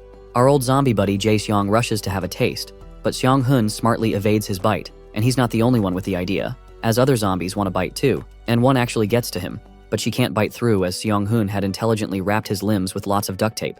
It might not hurt to get bitten as a zombie, but that doesn't mean any chewed off limbs will grow back, and you can never be too careful during a zombie apocalypse. Even his precious zombie Yeon-ae shows up and bites him. Like biting him once wasn't enough for her. Seong-hoon notices that even after the second blood pack, the zombies still lose energy after a short while, and he wonders if it's because the blood is cold, but it's still hard for him to contain himself, so he wonders if he should have a taste as well. He takes off his duct tape mask, and the sweet aroma of the blood fills him up, and suddenly even his own blood-stained arm is looking quite appetizing to him. But he knows he has to control himself, so he takes just a lick of blood, and it drives him absolutely mental. He feels a rush to lick the entire ground, but he manages to control his urges even though it's killing him inside. It's tasty, but not like food, more like quenching a thirst that has been there for far too long. With no zombies around, Sujin has no trouble checking the vans until she finds one that's open and about the right size to fit everybody. She drives it to the school and honks at everyone to come out, as there are no zombies in the area for now. The captain offers to go first, which is awfully not so brave of him, and when he confirms that there are actually no more zombies, he beckons the rest of the students to join him. The students are scared as hell, but they also trust their teacher, so they follow suit, and soon they make it to the van and start loading in. A student is worried that the zombies will come out of nowhere and attack, and she probably just jinxed it, because at that moment, the zombies with Seong-hoon get a whiff of their human scent and rush towards them. This confuses Seong-hoon, who thought the blood would have held them for longer, so he deduces that the quenching of thirst for them must have been only temporary. But he forgot to recover his nose and mouth with duct tape, so the smell gets to him as well, and he goes full zombie mode. We get another note, this time explaining that the zombies have weaker and shorter reactions to cold blood, but the warmer the blood, the better, and they do not eat but bite, and once they do, their urges are relieved. The students are still loading into the van when they and their captain notice the huge horde of zombies now heading their way. He pushes the last remaining student through the trunk of the van and yells at Sujin to get them out of there, but the van engine does the most disappointing thing and stops. The zombies swarm the vehicle on all sides, and Sujin tries multiple times to restart the engine, but it won't budge. Seong-hoon makes it to the scene and attacks the driver's window where Sujin is, and the rest of the gang try as much as possible to keep the zombies out. The van still won't start, and more zombies start to flood the van, threatening to tilt it over and putting all the students in absolute terror. But then Sujin takes a really good look at Seong-hoon's face and sees a hint of emotion, like discomfort or a weak facial expression. Just then the engine starts, and they zoom out of there as quickly as they can, throwing off all the zombies that had surrounded them. But to her horror, Sujin catches a glance of something chasing them in the car's side mirror, and it's none other than our main zombie, Xiang-hun. Xiang-hun chases after them like a total maniac, and he really wants to stop, but his body just won't listen to him. He takes a huge leap and aims for the moving van, and it looks like he's not going to make it, so he grabs onto Ji-won's leg, the student who had entered the trunk of the car, and yanks him out of the van. The rest can do nothing but watch in horror as they zoom off and leave their friend and schoolmate behind with a zombie, and he watches in absolute terror as they leave without him. Xiang-hun is ready to feast, but he uses all the strength he can muster to try and control himself. He tries really hard, hesitating enough for Ji-won to escape, but Ji-won is struck with fear and can't move. When Xiang-hun glances at his ever-appetizing neck, he can't hold himself back any longer and gives in to his urges, biting him deeply against his will. As the van drives out, everyone sits in silence as they mourn the loss of their friend. Then Soo-jin tells the captain to shut the trunk door, which is probably what they should have done immediately after stepping into the van, and he obeys. Xiang-hun looks with disgust at the monster he has just created, and the nurse and the students remaining in the school observe everything from a window. This only reinforces the nurse's decision to stay in the school where it's safe, because even though it may seem there's hope and information outside, it's not worth the risk of being exposed to dangers. He believes he has a strong weapon and will to protect everyone in the building, but he makes it clear that that drive does not extend to anyone who leaves, and the students promise never to leave the school and his protection. They're way too afraid to do so now anyway. Seong-hun is angry with himself as he sees the zombie he created stand up and begin doing normal zombie things. He begs for Ji-won's forgiveness in tears and just stands there watching him in regret. Meanwhile, the van hits a stop because there are way too many cars on the road, an outcome Soo-jin hadn't predicted. A student suggests that they take the bicycle path along the Han River, as that road is normally clear of vehicles, and that seems like a good idea, except the river itself is a big problem, so Soo-jin believes it's better they try to find a way in between the parked cars. While all this is going on, Hyun-ho and Hunmi Lee escape from the cages and are now making their way towards the airport. Hyunmi Lee acknowledges his intelligence for choosing the train path as the safest road option, but he denies being anything but a loser at school who always got picked on. She recognizes him as a study-type student and encourages him to continue on his path of knowledge so that one day he will surpass his bullies, just like she did. He is shocked that she was also bullied in school, and she doesn't appreciate being called a lady. She prefers professor, since she technically has her degree. She informs him that the only way to be successful is by studying hard, because that's how she got to where she is. He points out that that doesn't make much sense in a world full of zombies, but she assures him that if people like her still exist, a solution will be found and the world will get better. After all, humanity survived a plague that took out more than 1/3 of the population 600 years ago, so she has no doubt they can overcome this as well. Just then, he notices a pair of eyes peeking at him from one of the train windows, and upon a closer look, he is shocked to discover that it's not just a survivor, but a child as well. He informs Hyunmi Lee about the kid, but is dismayed to find out that she doesn't really care, as she doesn't think they have the luxury of randomly picking up every survivor they come across. It's worse that it's just a little kid who could prove to be a burden and slow them down in the long run, so she's more than ready to continue on their way. Hyun-ho peeks into the train and sees just the boy and one dead zombie, and to the professor's irritation, he makes a promise to the boy to get him out, plainly ignoring everything Hyunmi Lee just said. She is curious how a weak boy like him intends to save another weak boy, and he reveals that just because he was picked on doesn't mean he won't help others who are in need. Just then, we get another note, explaining how it is impossible for zombies to resist the urge to bite, and the need for another control method. So Hyun-ho takes a huge boulder, and after telling the boy to give him some space, he uses it to smash through the window, granting him access to the train. He beckons to the boy to follow him out, but the boy wants his mommy to come too. Hyun-ho desperately hopes he's not referring to the dead zombie, but he is, and she's actually an alive zombie who wants to attack them. The zombie mom tries to attack them, but it can't because, for some reason, its legs are tied to the door rail of the train. The boy identifies her as his mommy, but Hyun-ho desperately tries to convince him that that thing is definitely not his mommy. After much struggle, the zombie mom manages to get herself free and immediately comes for them, even though her leg is broken. He tries to take the kid and head for the door, but there's another zombie just waiting for them there. So Hyun-ho begins to panic as he realizes that they've been cornered with one zombie blocking the entrance. The professor grabs a fire extinguisher nearby and sneaks up on the zombie that's blocking the entrance, then attacks it from behind and keeps attacking it until there's nothing left. The professor creates a path for them and they escape the train, but not without the little kid burning the image of his zombie mom into his head. And for a moment it seems like she's actually sad for him, but no one will know as they shut the door and exit the area. They make their escape, and Hyun-ho has to carry the boy, thanking Professor Hyunmi Lee for having a change of heart and coming back to save them. She asks for the boy's name,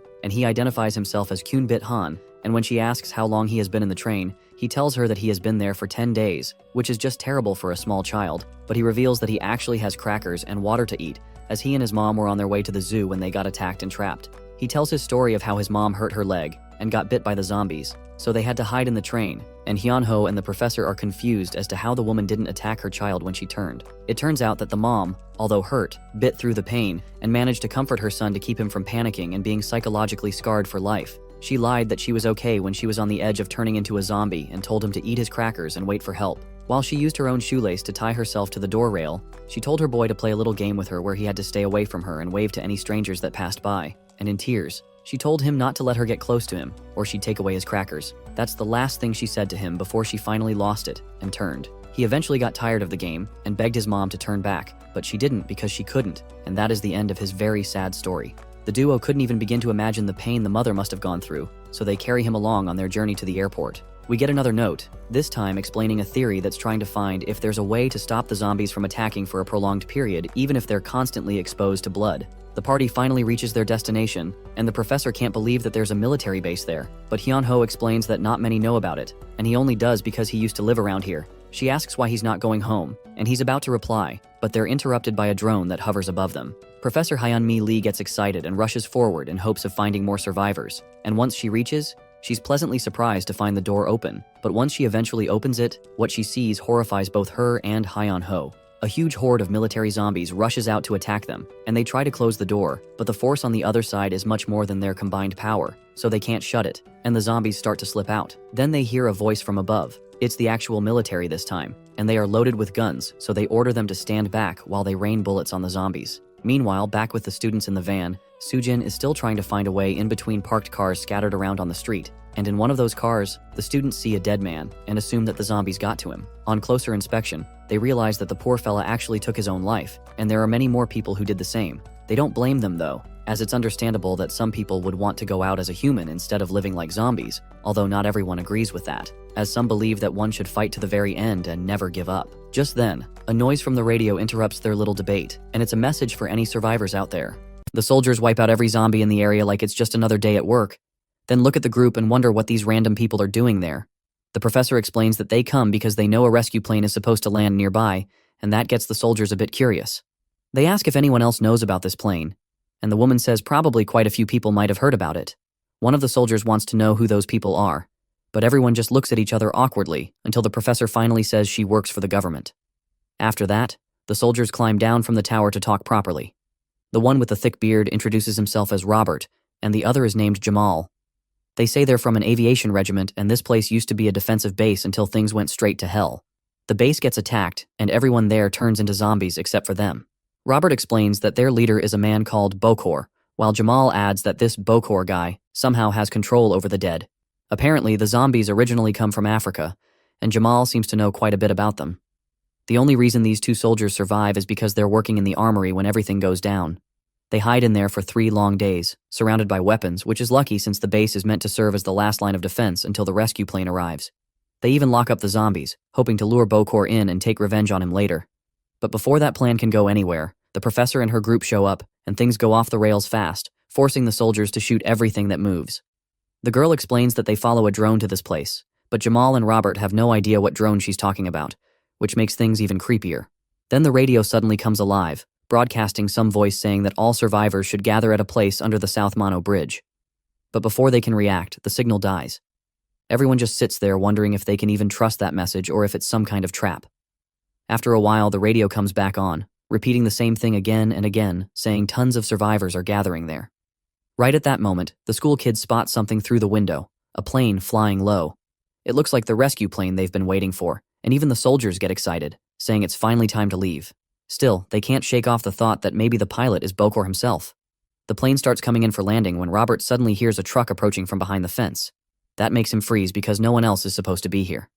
Out of nowhere, the truck smashes through the wall of the base like it's paper and rolls straight onto the runway, right toward the plane.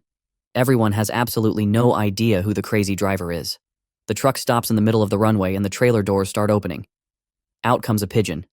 Then another. Then a whole army of pigeons bursts out like they're on a secret suicide mission. The birds fly straight at the plane's engines, turning into a flying nightmare. They slam into the engines, scratch the body, shatter a window, and mess everything up. The engines completely fail, and the plane can't land anymore. It spirals down and explodes just like that. Ms. Sujin and the kids see everything happen right in front of them. That plane has been their one last shot at getting out of this mess, but now it's gone in flames. One of the plane's engines even flies off and crashes into the cars where they're hiding, landing right in front of them and knocking them backward. The impact is brutal, and everyone in the car ends up badly hurt. Right after that chaos with the plane, things somehow get even worse. Zombies start jumping into the base in huge numbers through the same path the truck used, like they've been waiting for their AOT grand entrance. The soldiers try to fight back, but they can't handle Valcour's army. It's like trying to hold off a tidal wave with a tiny dust broom. Robert moves toward the truck, firing a few shots as he goes, while Jamal stays behind him, watching his back like a true commando partner. Robert calls out for whoever's driving the truck to show himself, but the driver doesn't move. The closer Robert gets, the tenser it feels, and the only thing he can hear is his own footsteps on the ground. Inside the truck, the driver can clearly see Robert through the side mirror, probably wondering what kind of maniac walks right up to a zombie-infested vehicle. Meanwhile, the pilot who tried to land the plane isn't so lucky as he comes down straight into a sea of zombies, and before he can even unclip his parachute, the horde swallows him whole like dinner's served. Jamal realizes they've walked right into Valcour's trap, and now there's no clean way out. They've been had. Robert doesn't care though. He only wants to find and finish Valcour, no matter what it takes. Back in the car, things are getting just as bad. The zombies surround them completely, and the students inside are hurt and scared. Some are starting to wake up, and others probably wish they hadn't. Teacher Sam is still alive somehow, which is at least one bit of good news, but a zombie starts crawling in through the trunk, and Ms. Sujin is trying to figure out what to do. One of the students already starts turning into a zombie, and in the most disgusting thing ever, he actually throws another zombie out of the car and starts eating it. Ms. Sujin tries to start the car, but the zombie party outside makes it almost impossible. One of the students unbuckles his seatbelt, grabs his classmate, and climbs out the window just in time to escape being eaten alive. They run off as fast as they can, leaving everyone else behind in the car. Then, out of nowhere, the car engine comes back to life, and Sujin hits the gas. She doesn't even realize the two kids are missing until she looks around later and sees empty seats. So she slams the brakes and stops, only to see a zombie standing right in front of her. She knows they can't stay there, and she says they need to go before they all end up dead. Teacher Sam, on the other hand, isn't going to give up that easily like Rick. He grabs an umbrella, opens the trunk, and says he'll go look for the missing kids himself. He tells the others to drive to that safe place they heard about on the radio, and the kids, though crying and scared, promise to meet him there. As Sam steps out, a zombie jumps him, but he quickly swings the umbrella and uses it like a weapon, shooting the creature right in the head. He starts shouting for the kids, but nobody answers, except more zombies, of course, who start closing in, one after another, until it looks like he'll be completely surrounded. Meanwhile, Robert finally reaches the truck. He climbs up, takes a deep breath, and jumps inside like a man with nothing to lose. The second he gets in, another zombie jumps him from the cabin like it's zombie drive-by season, but Robert doesn't hesitate. He pulls the trigger and blows its head off before it can even blink. At school, Hung is acting like some kind of mad scientist again. He heats up a bag of blood in the microwave, like someone warming leftover soup, trying to make it the same temperature as a human body. Then he fills a syringe with it and pumps it into a ragdoll, saying this is the only way to keep a zombie calm. He even gives his weird invention a name, the zombie collar. Over at the military base, Robert is celebrating like he just won the World Cup, saying he finally finished off Bokor. Everyone stares at him like he has lost his mind. Jamal goes to check and comes back looking confused. The guy Robert killed isn't even Bokor. It turns out Bokor had used one of his people as bait, strapping a blood bag to them to make it look real. Meanwhile, Hung puts his zombie collar on an actual zombie. The thing goes crazy at first and tries biting the bag, but after one chomp, it suddenly chills out. The theory works. One bite of blood and the zombie calms down for a while.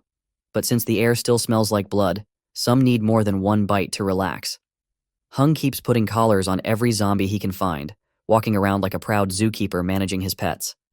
The peace doesn't last too long though, since the thirst always comes back eventually. Later, the professor and Hung explain to the soldiers where Bokor's main base is. The soldiers immediately want to go there, ready for round 2. Meanwhile, things are a mess for the group in the car. The engine is wrecked by airplane debris, and now it's sputtering and catching fire. Minkyu is losing it completely, saying everyone is doomed anyway, while Sujin is trying to keep everyone calm. She tells them all to get out before the car blows up, and says she'll look for another one. Somehow there aren't any zombies around for once, which is basically a miracle. Minkyu, though, is in bad shape. He keeps mumbling that he'd rather die human than turn into one of those things. Everyone starts losing hope fast, saying there's no point in running anymore. Then Sujin finds a new car, even better than the last one. It runs on gas and looks ready to go.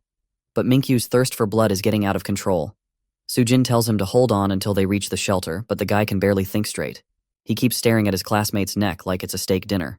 Slowly, he leans closer until he can't fight it anymore and bites her. Her friend sitting nearby sees her head down, hair covering her face, and assumes she's just sleeping, not realizing what actually happened. Minkyu then realizes what he's done and freezes, horrified that he's just turned into what he fears most, a zombie. Somewhere else, Teacher Sam is still being chased around by a huge crowd of zombies. The sky is getting darker, and he's running out of options. Just when things are about to go bad, a car pulls up out of nowhere, and a familiar face peeks out. It's Sulgi. He jumps in quick, and thankfully, the kids inside are all alive and safe. They start heading toward the shelter, thinking they're finally out of danger. Everyone relaxes a bit, until one of the classmates tries to wake Sulgi up and realizes she isn't actually sleeping. She's turned into a zombie too. She suddenly lunges and bites him, and then Shinny bites Minkyu, and now they've got 3 zombies trapped in one car. Everything goes wild, they lose control of the wheel, and the car smashes into a pole. Sam and the few kids who are still okay crawl out and drive another car to the meeting spot they're supposed to go to. But when they get there, the place is empty. No other car, no people, just silence. It looks like whoever was supposed to be there has already given up or never even made it in the first place. The soldiers are cruising in an armored car like they're in for some real action, but even with all that heavy-duty gear, they aren't safe from anything. Because this virus doesn't care if you wear armor or a plastic bag, it's turning anyone and everyone into zombies. On top of the car, Robert is having the time of his life, using passing zombies for target practice like it's Counter-Strike. Hyun-ho can't stop staring at all the cool gear the soldiers have. And Robert notices, then decides to let him join the fun, handing him a machine gun. It's Hyun-ho's first time ever holding a real one, and by the way he grips it, it's like he's holding pure gold. Robert shows him how to aim properly, tells him where to look, and lets him take a shot. Hyun-ho fires away, but the gun's recoil kicks back so hard that he misses and only hits near the zombie's head. He gets embarrassed but tries again, and the second shot is perfect, a clean headshot taking the zombie down. Robert cheers him on and says he's done great, then actually hands him the gun, telling him to use it to protect his family. The only problem is that the people he thinks are Hyun-ho's family are actually just strangers, which Robert doesn't know. Hyun-ho doesn't care though. He's too thrilled about owning an actual real machine gun now. Then out of nowhere, the Hummer stops. Inside, Sinny suddenly snaps and almost bites Soo-jin, but Soo-jin dodges just in time. The girls panic and jump out of the car, running for their lives before something even worse can happen. Back at the school, things are strangely calm, and a few girls are chatting about their teacher, probably gossiping as usual, when the duty officer walks in and interrupts, telling them to shut all the windows and turn off the lights. They do everything as told, not wanting to get yelled at again. Then the officer walks down the hall and sees 2 guys at the far end. He asks them for a report on what's going on, but they act like they don't hear him, so the officer rolls up his sleeve, shows his armband, and reminds them that he's in charge. The boys oblige and open the door behind them, revealing a storage room stuffed with supplies. They wonder how Sam, the teacher, managed to bring in so much food by himself. They clearly don't buy that story and figure someone else must have helped him. Being the dutiful snitch he is, the officer goes straight to report everything to the teacher like he's supposed to. Then he gets this weird feeling that someone is sneaking around on the first floor, so he decides to go check it out. Meanwhile, Hung is in the infirmary rummaging through shelves, hoping to find some miracle drug that can cure zombies, but no luck. When he finally gives up and starts walking down the hallway, he spots a jar of pills on the floor. Just as he's about to grab it, a teacher appears behind him, ready to throw down. Before Hung can even react, the teacher pulls the trigger and blasts a hole straight through his backpack. For the second time, Hung somehow avoids dying again because the teacher misses him, which honestly makes the guy luckier than anyone deserves. He dashes into the office and crouches behind the desk, staying super quiet like a kid hiding from homework. The teacher tells him to come out, but Hung isn't that dumb, so he just sits there pretending to be invisible. The teacher gets curious and asks if Hung is even human anymore. While somewhere else, the military has already reached Bokor's creepy hideout. They jump out of their Humvee like action movie heroes and start checking the place out. There are a bunch of metal containers everywhere, and the plan is pretty simple. If anything undead shows up, they shoot first and ask questions never. The soldiers split up because apparently horror movie logic runs deep. Hyun-ho stays behind with a big machine gun, ready to blast anything that moves, while the professor and Ray chill in the car. The rest put on their thermal gear and go container hunting like it's a zombie-themed treasure hunt. Robert enters one of the containers and immediately sees a zombie waiting for him. He doesn't hesitate, just takes it out fast. Turns out those containers are all connected inside, forming some weird metal maze. On one of the walls, Rob spots a map with random marks all over it, probably the zombie version of Google Maps. Outside, the professor notices a strange van parked nearby and decides to take a look, because clearly, curiosity always wins over common sense. Hyun-ho says he'll cover for her while Ray stays in the car, doing his best to act responsible. When the professor climbs into the van, she finds it full of books and posters about car engines, like some zombie mechanic has been living there. At the far end is a table with a computer and a drone, the same one that has been spying on them earlier. The screens show live footage of all the containers, meaning someone has been watching their every move. She takes the drone's memory card and plugs it into the laptop to check things out. Meanwhile, Ray spots what looks like his mom outside the window. His brain short-circuits, and he runs out of the car. Hyun-ho sees him sprinting off and goes after him. By the time Ray gets close, he realizes it isn't actually his mom. It's just another zombie with bad timing. But it's too late. The thing bites him before he can react. Then he suddenly remembers, oh right, he has a machine gun in his hands, and he blasts the zombie lady like it's nothing. All this time, Bokor has been watching them from somewhere, probably laughing to himself. Jamal is checking around too, flashing his gun light on some painting when he feels someone behind him. He turns around and sees Bokor standing there like a ghost that forgot it's Halloween. Jamal is so shocked he drops his weapon and falls to his knees, like he has just seen his worst nightmare come to life. Back at the school, Hung is still trying to convince the teacher he isn't a zombie, just a regular dude who happens to look half dead. The teacher tells him to stand up to prove it, promising he'll believe him if he does. Hung, being the sneaky genius he is, lifts a dummy instead, pretending it's him. The teacher, thinking he has exposed a zombie, shoots the dummy's head clean off. After that, the teacher is trying to figure out how a zombie can talk. Hung just sits there feeling both lucky and freaked out, realizing how close he is to losing his head for real. He starts wondering if maybe there are other zombies like him out there, smart enough to think, talk, and fake their way out of getting killed. From the cameras in the van, the professor sees everything happening, but she has no clue why Jamal is acting like this. Jamal actually looks up to Bokor for some reason, even standing in front of him without any weapon like he trusts the guy. The zombie doesn't bite him. Instead, Bokor just tells him to get up and come with him. The professor starts yelling at the screens, telling Jamal to fight back and destroy Bokor, but he can't hear her. At the same time, Robert reaches some kind of cage in the containers, turns on his flashlight, and sees two zombies inside fighting each other. They are chained up and pulling like wild animal tug-of-war, and the professor is watching it too, wondering if it's some kind of training or experiment. Then she remembers how Bokor used to make people fight for fun back in the day, and this looks just like that. Robert looks closer and freezes when he recognizes one of the zombies. It's his old teammate, the guy who used to be a champion boxer before all this. As he watches, he notices the zombies aren't just swinging randomly. They are ducking, blocking, and even using real boxing moves like they still somehow remember how to fight real good. The professor starts to realize what Bokor is trying to do. He's testing the zombies to see how much of their old physical skills they still have. Behind the fighting cage, Robert sees another big cage full of zombies that look ready for action. After some time, Bokor takes Jamal into another room. Inside, there are people lying on beds, hooked up to tubes, and giving blood into bags. The people don't look scared, though. They even greet Bokor and Jamal like this is normal. Jamal just follows along, and the doctor in the room points him to an empty bed. The doctor starts talking, saying Bokor brought Jamal because he has sinned too much and now he has to pay for it.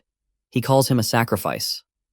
Then the doctor cleans Jamal's arm, sticks a needle in, and starts drawing his blood while Jamal just sits there quietly. Back at school, Hung is busy checking the pulse of his infected classmate. The boy's pulse is super slow, somewhere between 6 and 13 beats, which no normal person can survive with. Hung realizes his own pulse is just as slow, so that explains a lot. Then he tests how the zombie's eyes react to light, and it works fine. The zombie even reacts when he makes sounds, which gives Hung a little hope. He notices that whenever the infected wear those zombie collars, they react to different kinds of signals. Out of curiosity, Hung calls out to his classmate, and, after a few seconds, the zombie slowly turns toward him. Hung thinks maybe it's just random, but then he starts wondering if there's still a bit of memory left inside his friend. He remembers how the teachers always scolded Ji-sung for talking too much during class, so he tries repeating the same thing the teachers used to say.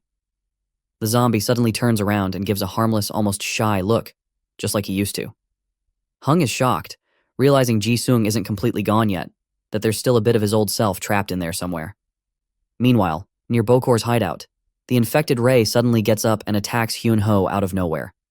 The professor runs out of the trailer at that moment, shouting that she has finally figured out what Bokor is planning all along.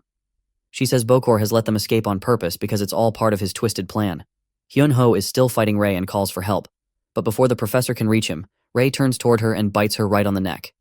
After getting a taste of the professor, Ray gets launched off her and thrown to the ground.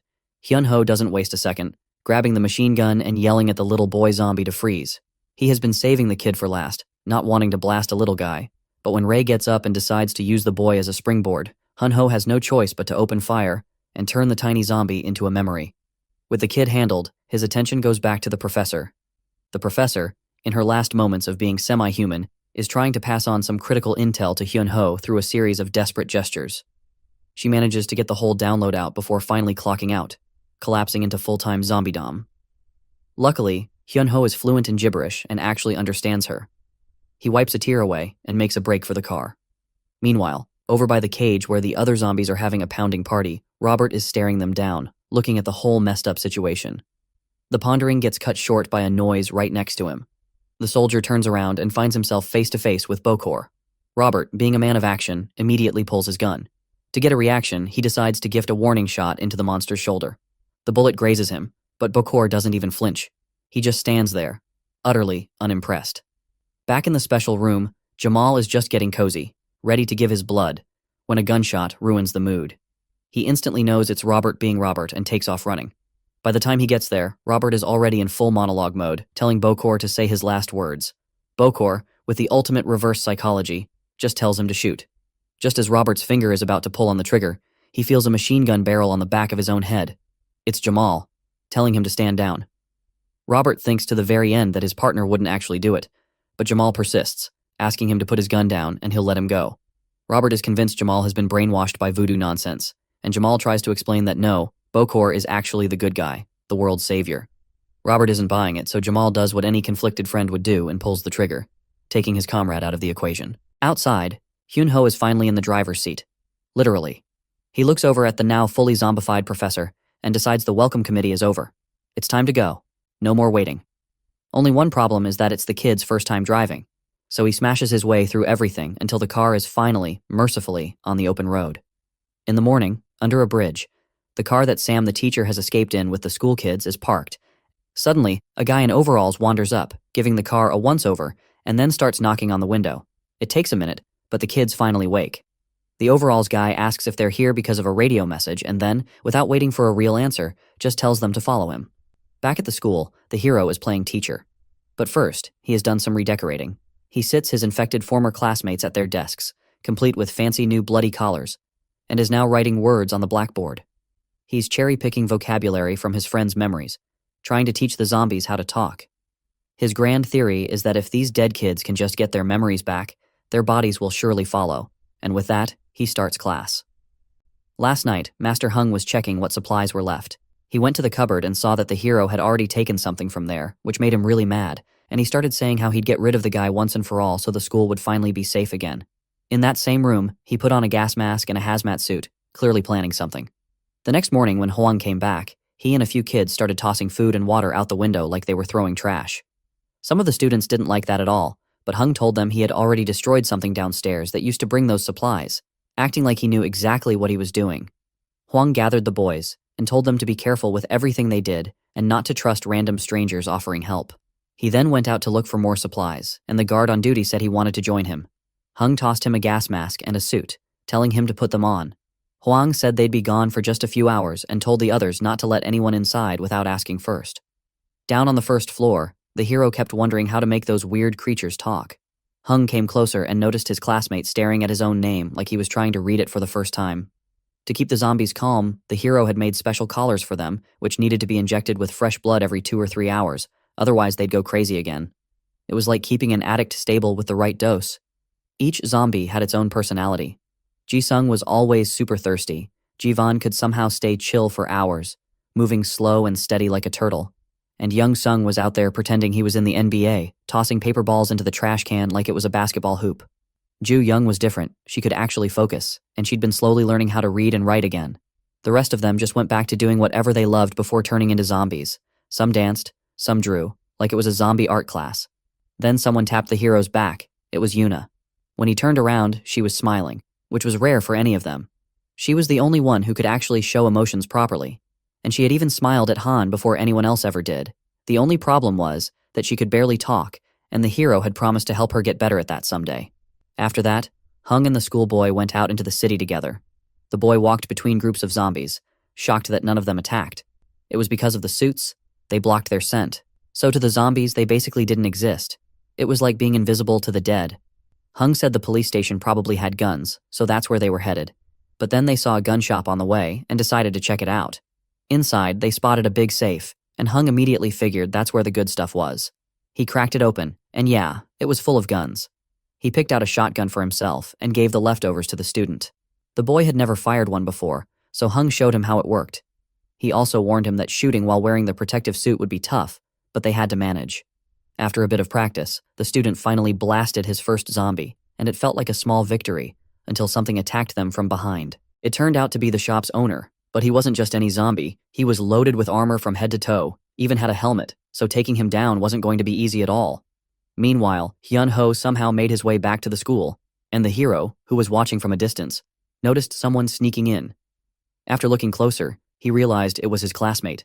Somewhere else, a tiger pounces on a nearby car, threatening the terrified survivors who are in it. At first, it looks like it's game over, since there's obviously a terrifying beast before them. However, thanks to some divine intervention, the tiger drifts its focus to a nearby zombie, and it charges to unleash its fury on the innocent, undead monster. While the tiger munches on fresh zombie, it appears that animals can't be infected by them. But despite that fact, the pink-haired girl, Soo-jin, slams her fist on the car's steering wheel out of frustration. When her friend tries to check on her, she begins to weep after seeing how hopeless the situation is. After all, the transport plane got destroyed, and now a wild tiger has appeared with no one capable of stopping the beast. So it's only normal for her to think such depressing thoughts, like how mankind will go extinct. Even though they're still alive, there's nothing but zombies around them, and it's only a matter of time before they become brainless undead monsters too. Hae Ryong, on the other hand, is more upbeat and tries to comfort the girl with pink hair. This somehow works, and then both of them decide to head back to the school since Hwang is there, and he's a person they can trust. Meanwhile, Hyun-ho arrives at the school. The other students watch him through the window, but they don't intend to trust him anytime soon, since they consider him a traitor. Another student tries to convince them, but they're under strict orders from Hwang not to let anyone in. So the girl tells Hyun-ho that he'll have to hang on for around an hour until he arrives so they can ask for his permission. While that is a bit relieving to hear, Hyun-ho is not in the best spot to play the waiting game, because a zombie breaks through and begins sprinting for him. So like any normal person who's in danger, he rushes into the vehicle he arrived with and shuts the door just in time before things got ugly. Back to the scavenging squad, they're facing the armored zombie who looks like he's never missed the gym. The two survivors do not know where he came from, but two obvious facts are he's swinging a crowbar like a madman, and he's very angry. Hwang readies his shotgun and tries to get a headshot, but it didn't budge thanks to the zombie's helmet. Even though it was obvious guns wouldn't work, the student tries shooting the zombie with his freshly gained gun experience. That still didn't make a dent to the zombie, and Hwang swoops in to save the student from receiving a deadly bonk. Normally, zombies shouldn't be able to notice them with their suits on, but they believe this is another one of those smart zombies. While swinging its crowbar viciously, the huge guy bashes a zombie's head open because yes. Of course, this fact surprises the two survivors, making them wonder if they're dealing with an anomaly. The huge zombie returns its focus on them, and the other dude tries to shoot it. Hwang warns him that he didn't reload, but at this time it's already too late. The zombie lands one solid punch to his face, launching the guy away, and leaving Hwang to wonder what in the world they're dealing with. At some other location, the sickos who seem to be behind these zombie apocalypse praise Jamal for putting an end to his comrade. The doctor comes over, wondering what the applause is all about, so the others tell him what went down. Even with something as cruel as shooting one's own friend, the people think he's worthy to be an apostle, almost like he's accepted the coming of the new world of zombies. Even though he can't speak their language, he's done something the others consider to be true devotion and a show of valor. But as for the doctor, they question his authority since all he does is take their blood. However, that's when he cautions them that his dark past runs deeper than just serving as a human mosquito. Back when he worked in a hospital, he took some blood from the infected and injected them into a few specimens, claiming it's a vaccine. Even though some of the sickos there would be pissed at referring to the zombies as infected, the doctor still injected whoever visited the hospital with this special vaccine. While it is kind of possible to spread the zombie virus without being bitten, there were some side effects to this. Whoever got injected with it had no urges to bite or eat brains, but just raw, uncontrollable rage for anything that is capable of living, be it a living human or a zombie. So with that fun fact, they were called anger. But the doctor gave up on the experiment since they were not suitable for the goal they had in mind. Such brutish methods were very much not welcomed. Now, we've gotten an idea of how the macho zombie with anger issues came to be, but at this time, Hwang aims at it like a master marksman and shoots off its limbs one by one, causing the monster to fall face first to the ground. Now that the zombie is pretty much useless, he walks over to it, swiftly kicks its helmet off, and delivers the coup de grace with one blast from his shotgun. At a different location, some students along with their teacher are led to a hideout by some stranger wearing some protective gear. Once he shuts the door, the stranger takes off his headpiece and lets them know that they're currently in a safe zone. After they arrive at the safe zone, various occupants of the base come to welcome the survivors. From their injuries, the people know that the newly arrived survivors haven't had the best of times out there, but now they can be rest assured because the helpers inform them that they're they're in what is considered the final bastion of humanity, a safe haven that's the most secured in the entire country, where no zombies can enter. The person offers them a place to shower since they haven't had one in days, and they are amazed that they're being offered such a luxury. Seol-gi gets a bit worried, but Sung-min assures her that everything will be okay since their rescuers seem to be nice, plus she's always wanted to take a shower. Before they leave, the man hands them a fresh set of clothes to change into, and they're grateful for this display of hospitality. In addition, the rescuers also prepared a meal for the visitors, and with that in mind, the teacher thanks them for their generosity as they go wash away several days' worth of dirt and grime. While it seems that the people were being very kind to unfortunate survivors of a zombie apocalypse, they had no idea that the people that resided in the hideout had a sinister scheme of their own. Back to the dangerous outdoors, Hwang inspects the slain gigazombie, and he might as well go crazy now that he's seen talking zombies, and also those that attack their own kind. But that aside, he goes to check up on the student who got a serious punch to the face.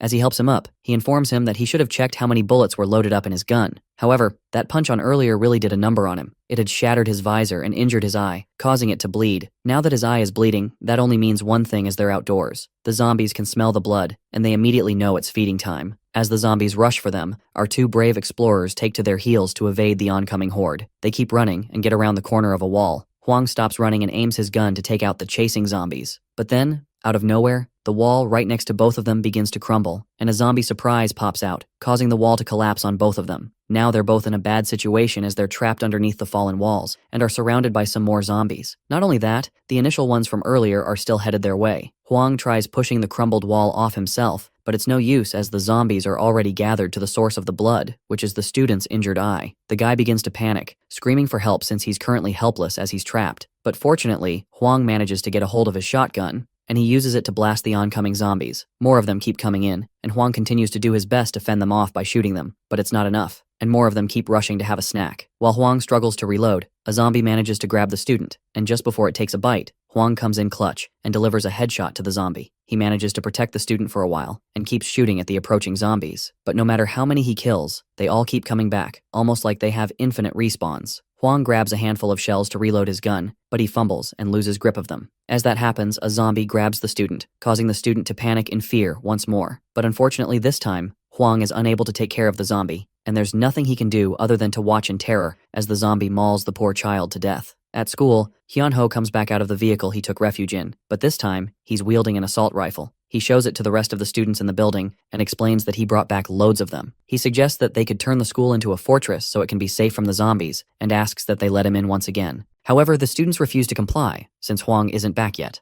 Another student raises a concern that Hwang has been gone for more than 2 hours, which is more than the time he said he'll be back. But another student tells her not to be so pessimistic. As for Hyun-ho, he decides to show his loyalty to his group, so he uses the gun he has to take out some zombies in the area. At this point, a student starts to believe him, but the other one refuses since Hwang instructed them not to let anyone in. After demonstrating how he turned that zombie into Swiss cheese, Hyun-ho spots another zombie through a crack in the building. He takes aim at it, ready to fire and sweep the first floor of zombies before going ahead. Just before he fires and delivers one wicked headshot, the zombie faces him. At this point, Hyun-ho realizes that the zombie is Yeon-seong, a former classmate of his, and he can't bring himself to end him. So he eventually decides that he'll have to wait it out. During this zombie apocalypse, it is estimated that there are many survivors out there, but there isn't a certain number of them since media coverage is out. Among these survivors is Hwang, who is still trapped under the broken wall. He's currently surrounded by zombies, but fortunately, none of them are coming for him since his gear conceals his scent, so he has no other choice than to wait in that position until some hero comes to rescue him from his confines. At least things would have been fine like that, but the student who was trapped with him has turned into a zombie after getting chomped on by the zombies. The zombie student begins to groan and struggle, trying to break free, which makes things even less favorable for Hwang. And now, who knows how long he'll have to share his confines with a brainless, lifeless creature. While waiting for Hwang,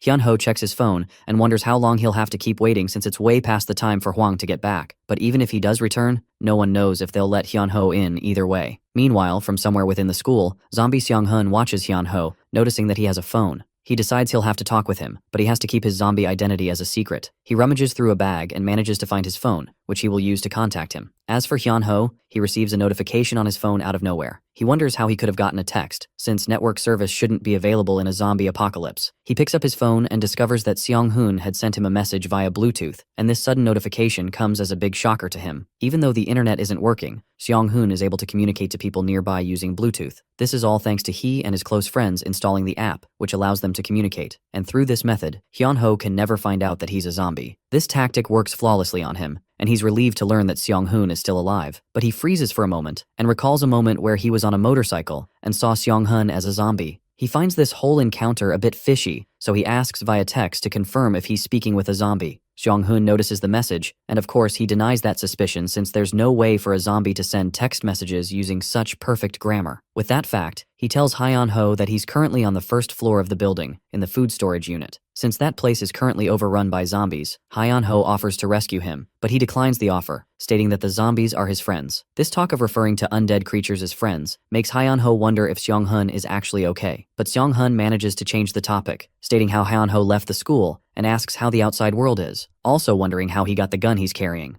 But Hyun-ho tells him it's a long story that he probably wouldn't believe, which is perfectly fine, because he's got a crazy story of his own too. Anyway, some time passes on, and we take a look at how our teacher and students group is faring. They had finished having their lovely showers and had changed into their fresh set of clothes. After the brief reunion between students and teachers, the mystery savior comes over, and he invites the crew to have a meal. As they move on, he reveals that he made the radio broadcast that they were following. The man apologizes for the fact they saw their vehicle in the morning, but waited until the afternoon to rescue the crew. After all, the world has become such an awful place, so they'll have to calculate their moves carefully. But moving on, the teacher asks if he had come across a woman wearing a cap, and the man says that he hadn't seen anyone like that. So he explains that they got split up while they were heading for the radio broadcast, and hasn't heard from her for a while. The man only tells him to have hope that she'll arrive, since it's probably not the wisest decision to go roaming around. Putting that topic aside, the strange man presents the meals to the team, and they are absolutely astonished to see so much food on a single table. Even though the person who prepared the meal claims it's not much, this is way more than what the other group has ever seen. At this point, they begin to wonder if they're actually in a dream,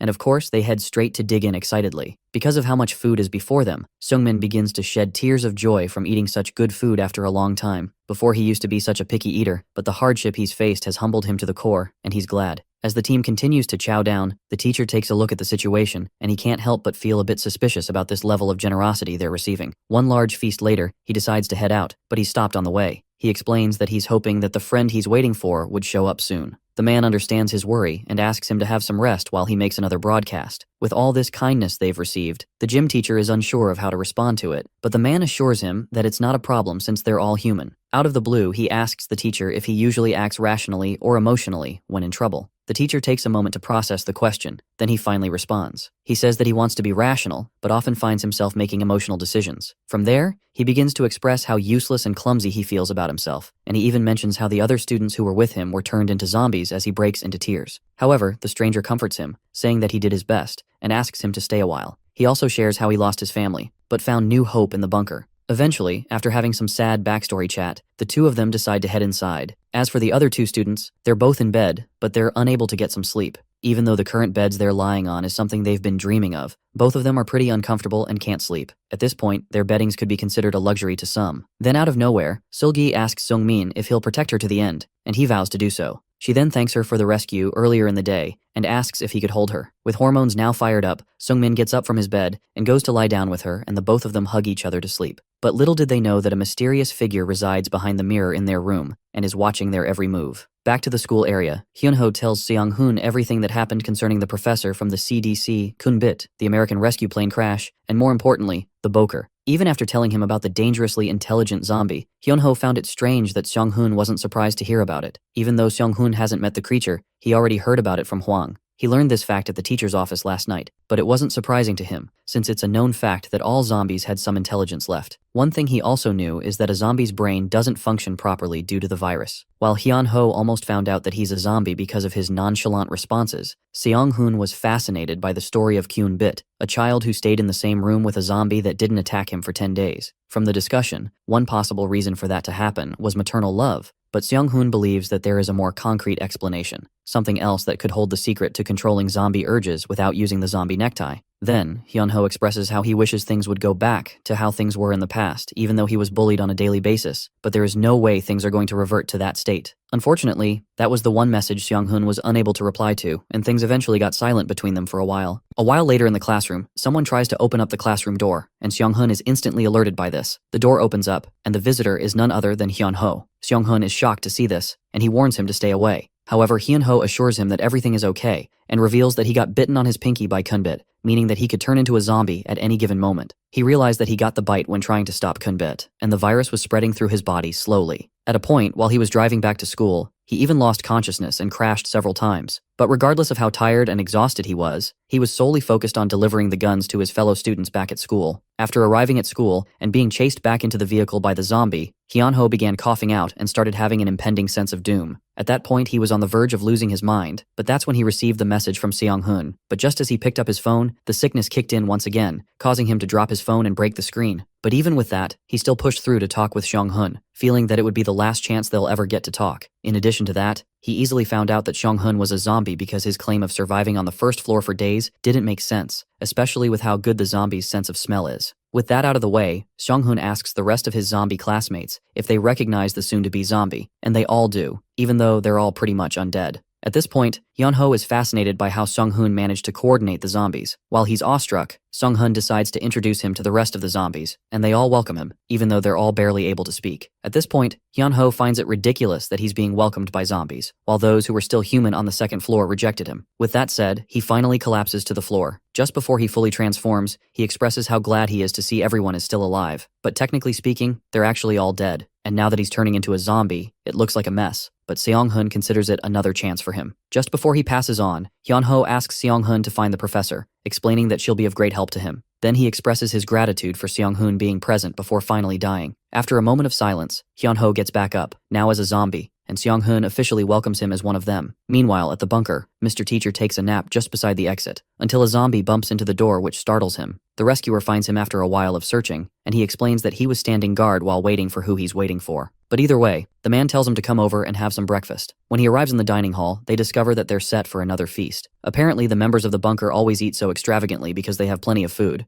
and one of the members was a chef at a hotel. Not only that, the other members also had other occupations too, like one was a carpenter and another was a lawyer. With how the people have different jobs, it's almost like a miniature society, and the students consider the place to be a perfect safe haven. However, that's when one of the people brings up a meeting they had early in the morning. He explains that they can't stay for too long, even though they did invite them through the broadcast. They had prepared supplies for their journey and sleeping bags as well. After hearing that, the crew is sad to hear that they'll have to leave such a wonderful place. But the teacher thanks the people for their generosity and tells the other kids that they'll have to leave. Just before they make their way out, the man makes a clarification. He just wants only the two guys to leave. The teacher asks for clarification on what he means by that, so the man, with an evil smile, mentions that the girl will have to stay while the other two guys will leave. Then we get back to Hwang, who's still trapped underneath the collapsed brick wall. Luckily for him, he hears a car zooming past the area, so he desperately tries his best to get the driver's attention. Hye-ryong notices the call for help, so she tells Soo-jin that someone is around the area. They stop and head for where the person could be calling from, and the two girls quickly realize it's Hwang. Hye-ryong suggests that they should help him out, but Soo-jin isn't so keen on that. After all, she considers him to be a weirdo, but still, they can't just leave him behind, since it would be easier to go back to school with him.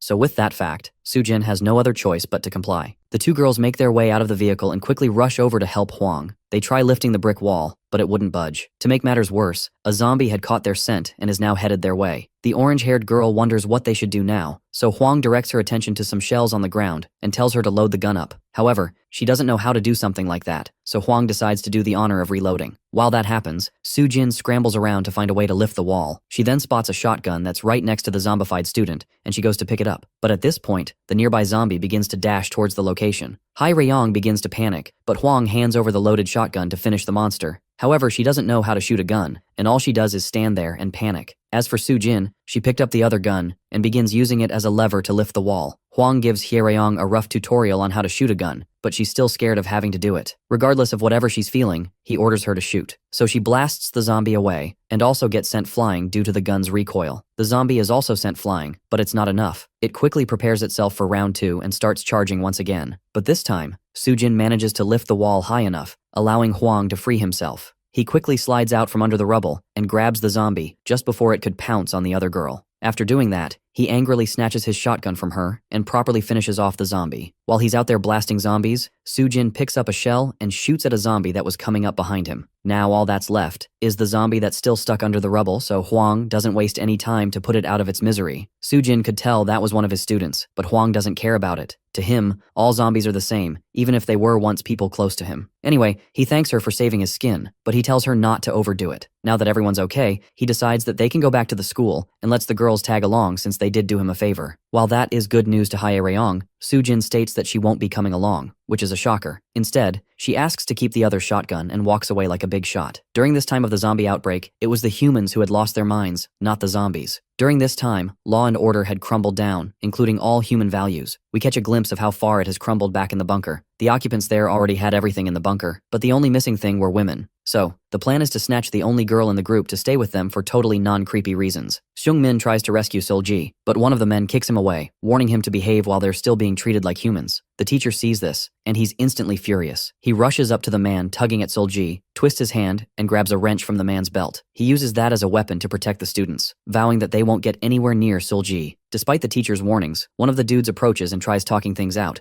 but the teacher whacks his head using the wrench at full force. At this point, the other one whose arm has been broken questions why a school teacher like him is attacking them, but he doesn't care and is willing to do whatever it takes to keep his precious students safe. At some distant location, a person takes out an SD card from a drone and plays the footage it recorded. This footage is of the school, and it's the Boker who's watching it. Through this, he knows where the school is now, and that is obviously bad news since he's aware of the survivors who are dwelling there. Anyway, back to the bunker, and the teacher does his best to protect his students. The gentleman from earlier tries to convince the teacher, but he's not willing to listen to whatever their reasoning may be. But either way, the man tries to calm him down and begins questioning if he could even protect his students. Another man adds that they're doing the most humane thing by letting Sul-ji stay behind. After all, they have all the resources and specialists around to live a pretty comfortable life. Plus, she admitted she wanted to stay too, even though she wasn't aware of the sickos they'd be dealing with. Seung-min starts to believe the men have a point. Even if they stayed with them for a little while, they've had one of the most comfortable experiences, and who knows when they'll ever encounter a place like this again. The teacher, on the other hand, snaps him out of it, calling whatever they're up to barbaric, but one of the men just casually says that it's only natural. At this point, the teacher realizes that the broadcasts were just made so they can get some damsels. But anyway, one dude gets tired of the chit-chat and warns that the girl could turn into a zombie.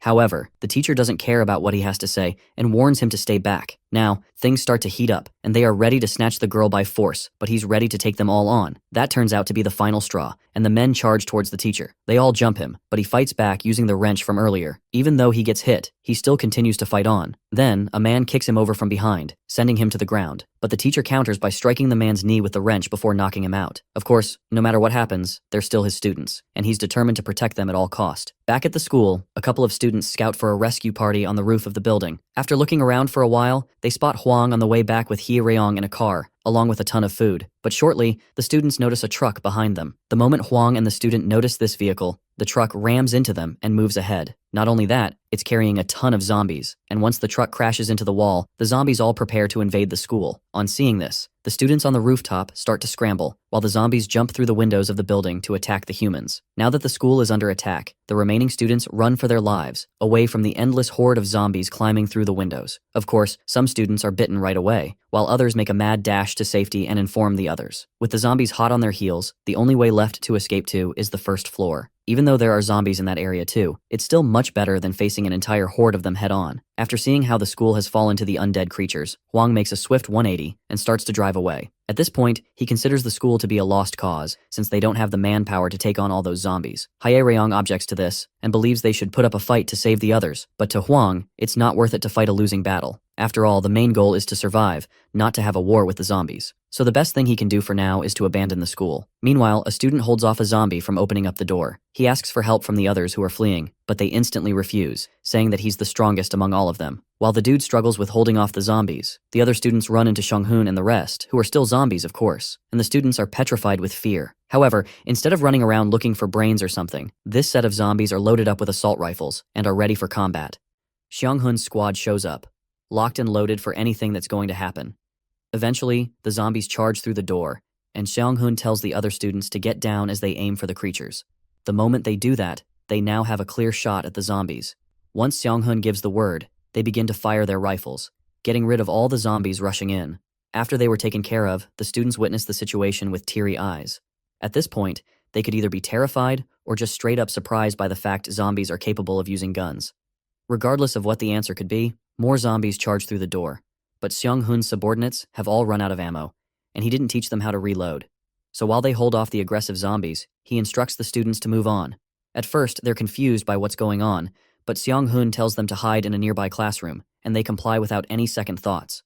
Once they get in, he assures them that they'll be safe there and shuts the door. The students begin to calm down from their panic and they start to realize that the zombies that rescued them are familiar faces. In the hallway, while the aggressive zombies were being held back, they begin to smell something. Seong-hun holds up a pouch that's leaking some blood to draw their attention, and he uses it to lure them. He makes his way out of the building, leading the zombies who are still chasing after the smell of blood. Once he arrives at the gate, he tosses the pouch away, and the zombies all go rushing for it in a frenzy. With that, the school has officially been saved. But before anything else, Seong-hun takes a look around and spots the zombie responsible for being a source of transportation for the others. It turns out whoever set up the zombie for driving set up a sack of blood to use as bait for the creature. Shortly, Seong-hun spots a very fat and very angry zombie headed his way. He believes that there's no reason for him to be attacked since he's pretty much dead, so he believes that this encounter is nothing but a coincidence. Suddenly, the zombie roars and grabs Seong-hun by the neck, proving him wrong. He gets choked by the zombie, and he wonders what in the world is going on. Meanwhile, the rescued students discuss what they just witnessed, but more importantly, they're confused to learn that Seong-hun is a zombie now. At this point, they don't even know how to comprehend the fact that they were rescued by shooting and talking zombies. From there, they suddenly realize that he must have been the one who brought them food earlier. However, another dude is very upset by the fact everyone left him to hold back the door alone. The sound of the argument draws the attention of a nearby zombie, who walks over to the classroom. On the other hand, Seong-hun deals with the angry zombie. He had already died once, and he doesn't intend on dying again. He musters the strength to move the big guy's hand, but the zombie quickly changes tactics and punches him, sending him sliding across the ground. After receiving quite a heavy punch, he's not sure why the zombie is so enraged. As it charges for him, Seong-hun quickly moves out of the way, casing the zombie to bash its face on the nearby truck's door. As expected, he's much faster than the zombie, but either way, he decides to go change his friend's neckties.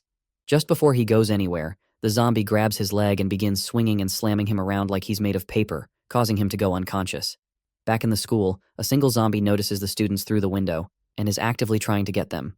The students realize that maybe a zombie is still a zombie after all, and they wonder what they should do in their current situation. While the fat zombie switches targets, the only thing on Seong-hun's mind is to change his friend's neckties, since the effects would be wearing out soon.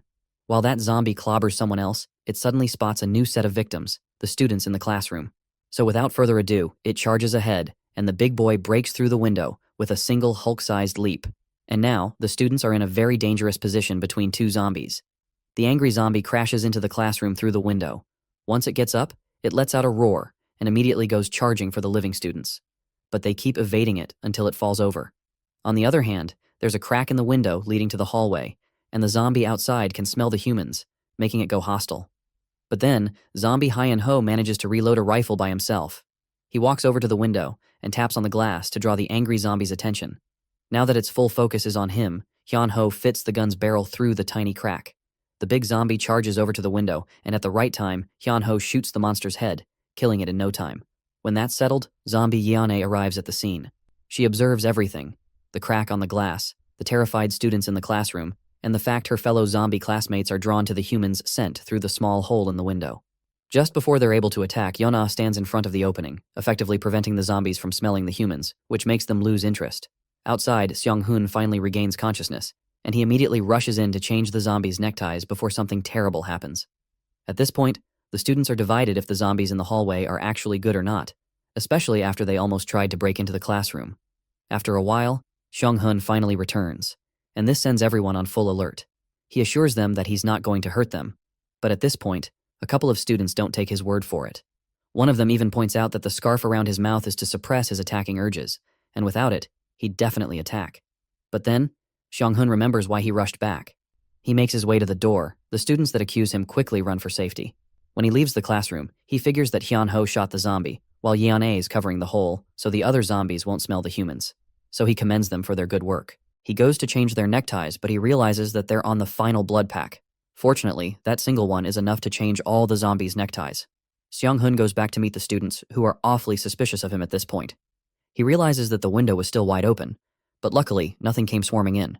With the aftermath of chaos that just happened, he advises the students to head back to the safety of the second floor and offers to escort them. They all follow him, while cautiously avoiding all the zombies standing in the hallway. Eventually, they arrive at the door that leads to the second floor, and Seong-hun instructs them to stay as they always have. However, that statement makes them feel like they're being held captive. Seong-hun assures them that he's not like other zombies, especially since he can talk, but one student harshly states that it still doesn't make him human. Even though those words cut deeply, the two students who've always been suspicious are convinced that Xiong-hoon can turn on them at any time. He informs them that he can keep himself in check as long as he has his necktie. But regardless of that, they tell him that he'll always be a zombie, no matter how much he helps, and they slam the door shut after that. In some other location, we have a look at Soo-jin, who's parkouring across some building rooftops and manages to escape some zombies as well. She thinks to herself that everything will be fine since she's always been more of a lone wolf, but the sound of a car passing by cuts her thoughts short. She looks towards the road and spots a white car speeding by.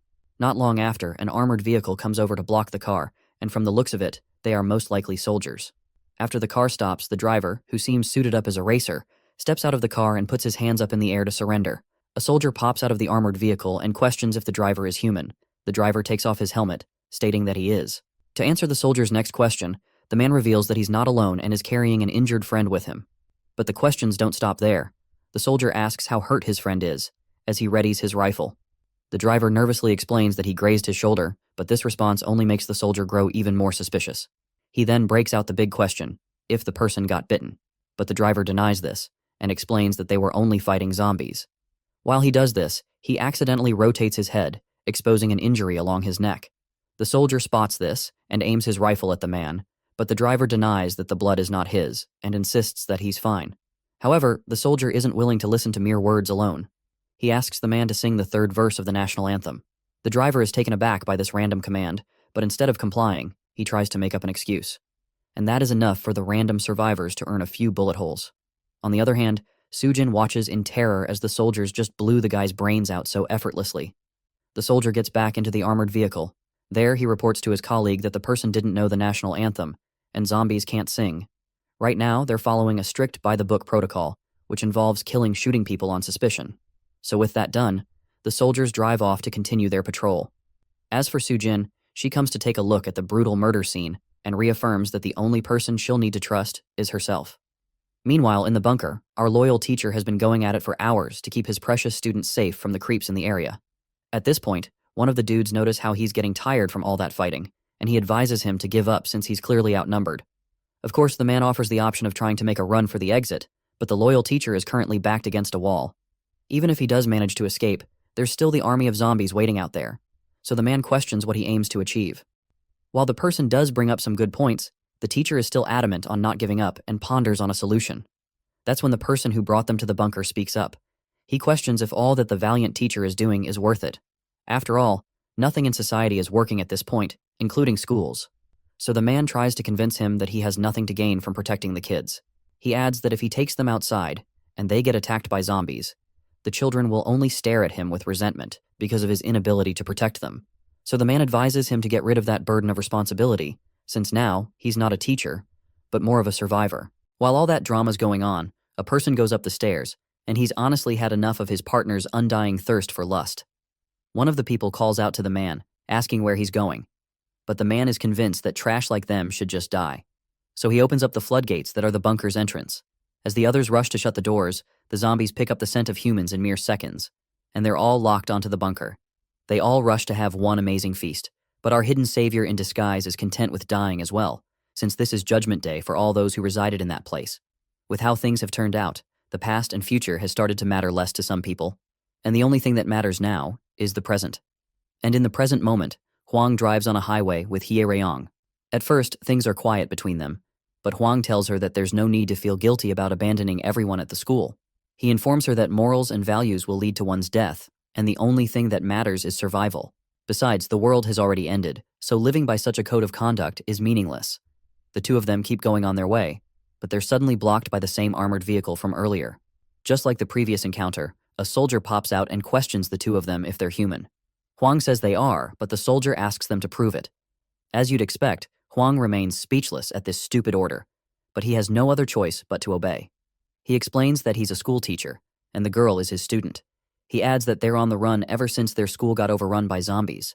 However, the soldiers notice the gun in the car, and this raises some suspicion among them. But still, Hwang reiterates that he's a school teacher, and this makes the soldier question why a teacher would have a gun. But suddenly, it all connects. The second soldier realizes that they're talking to Hwang, and recalls he was a sergeant who was discharged in 1997. And of course, Hwang confirms he's that guy they're talking about.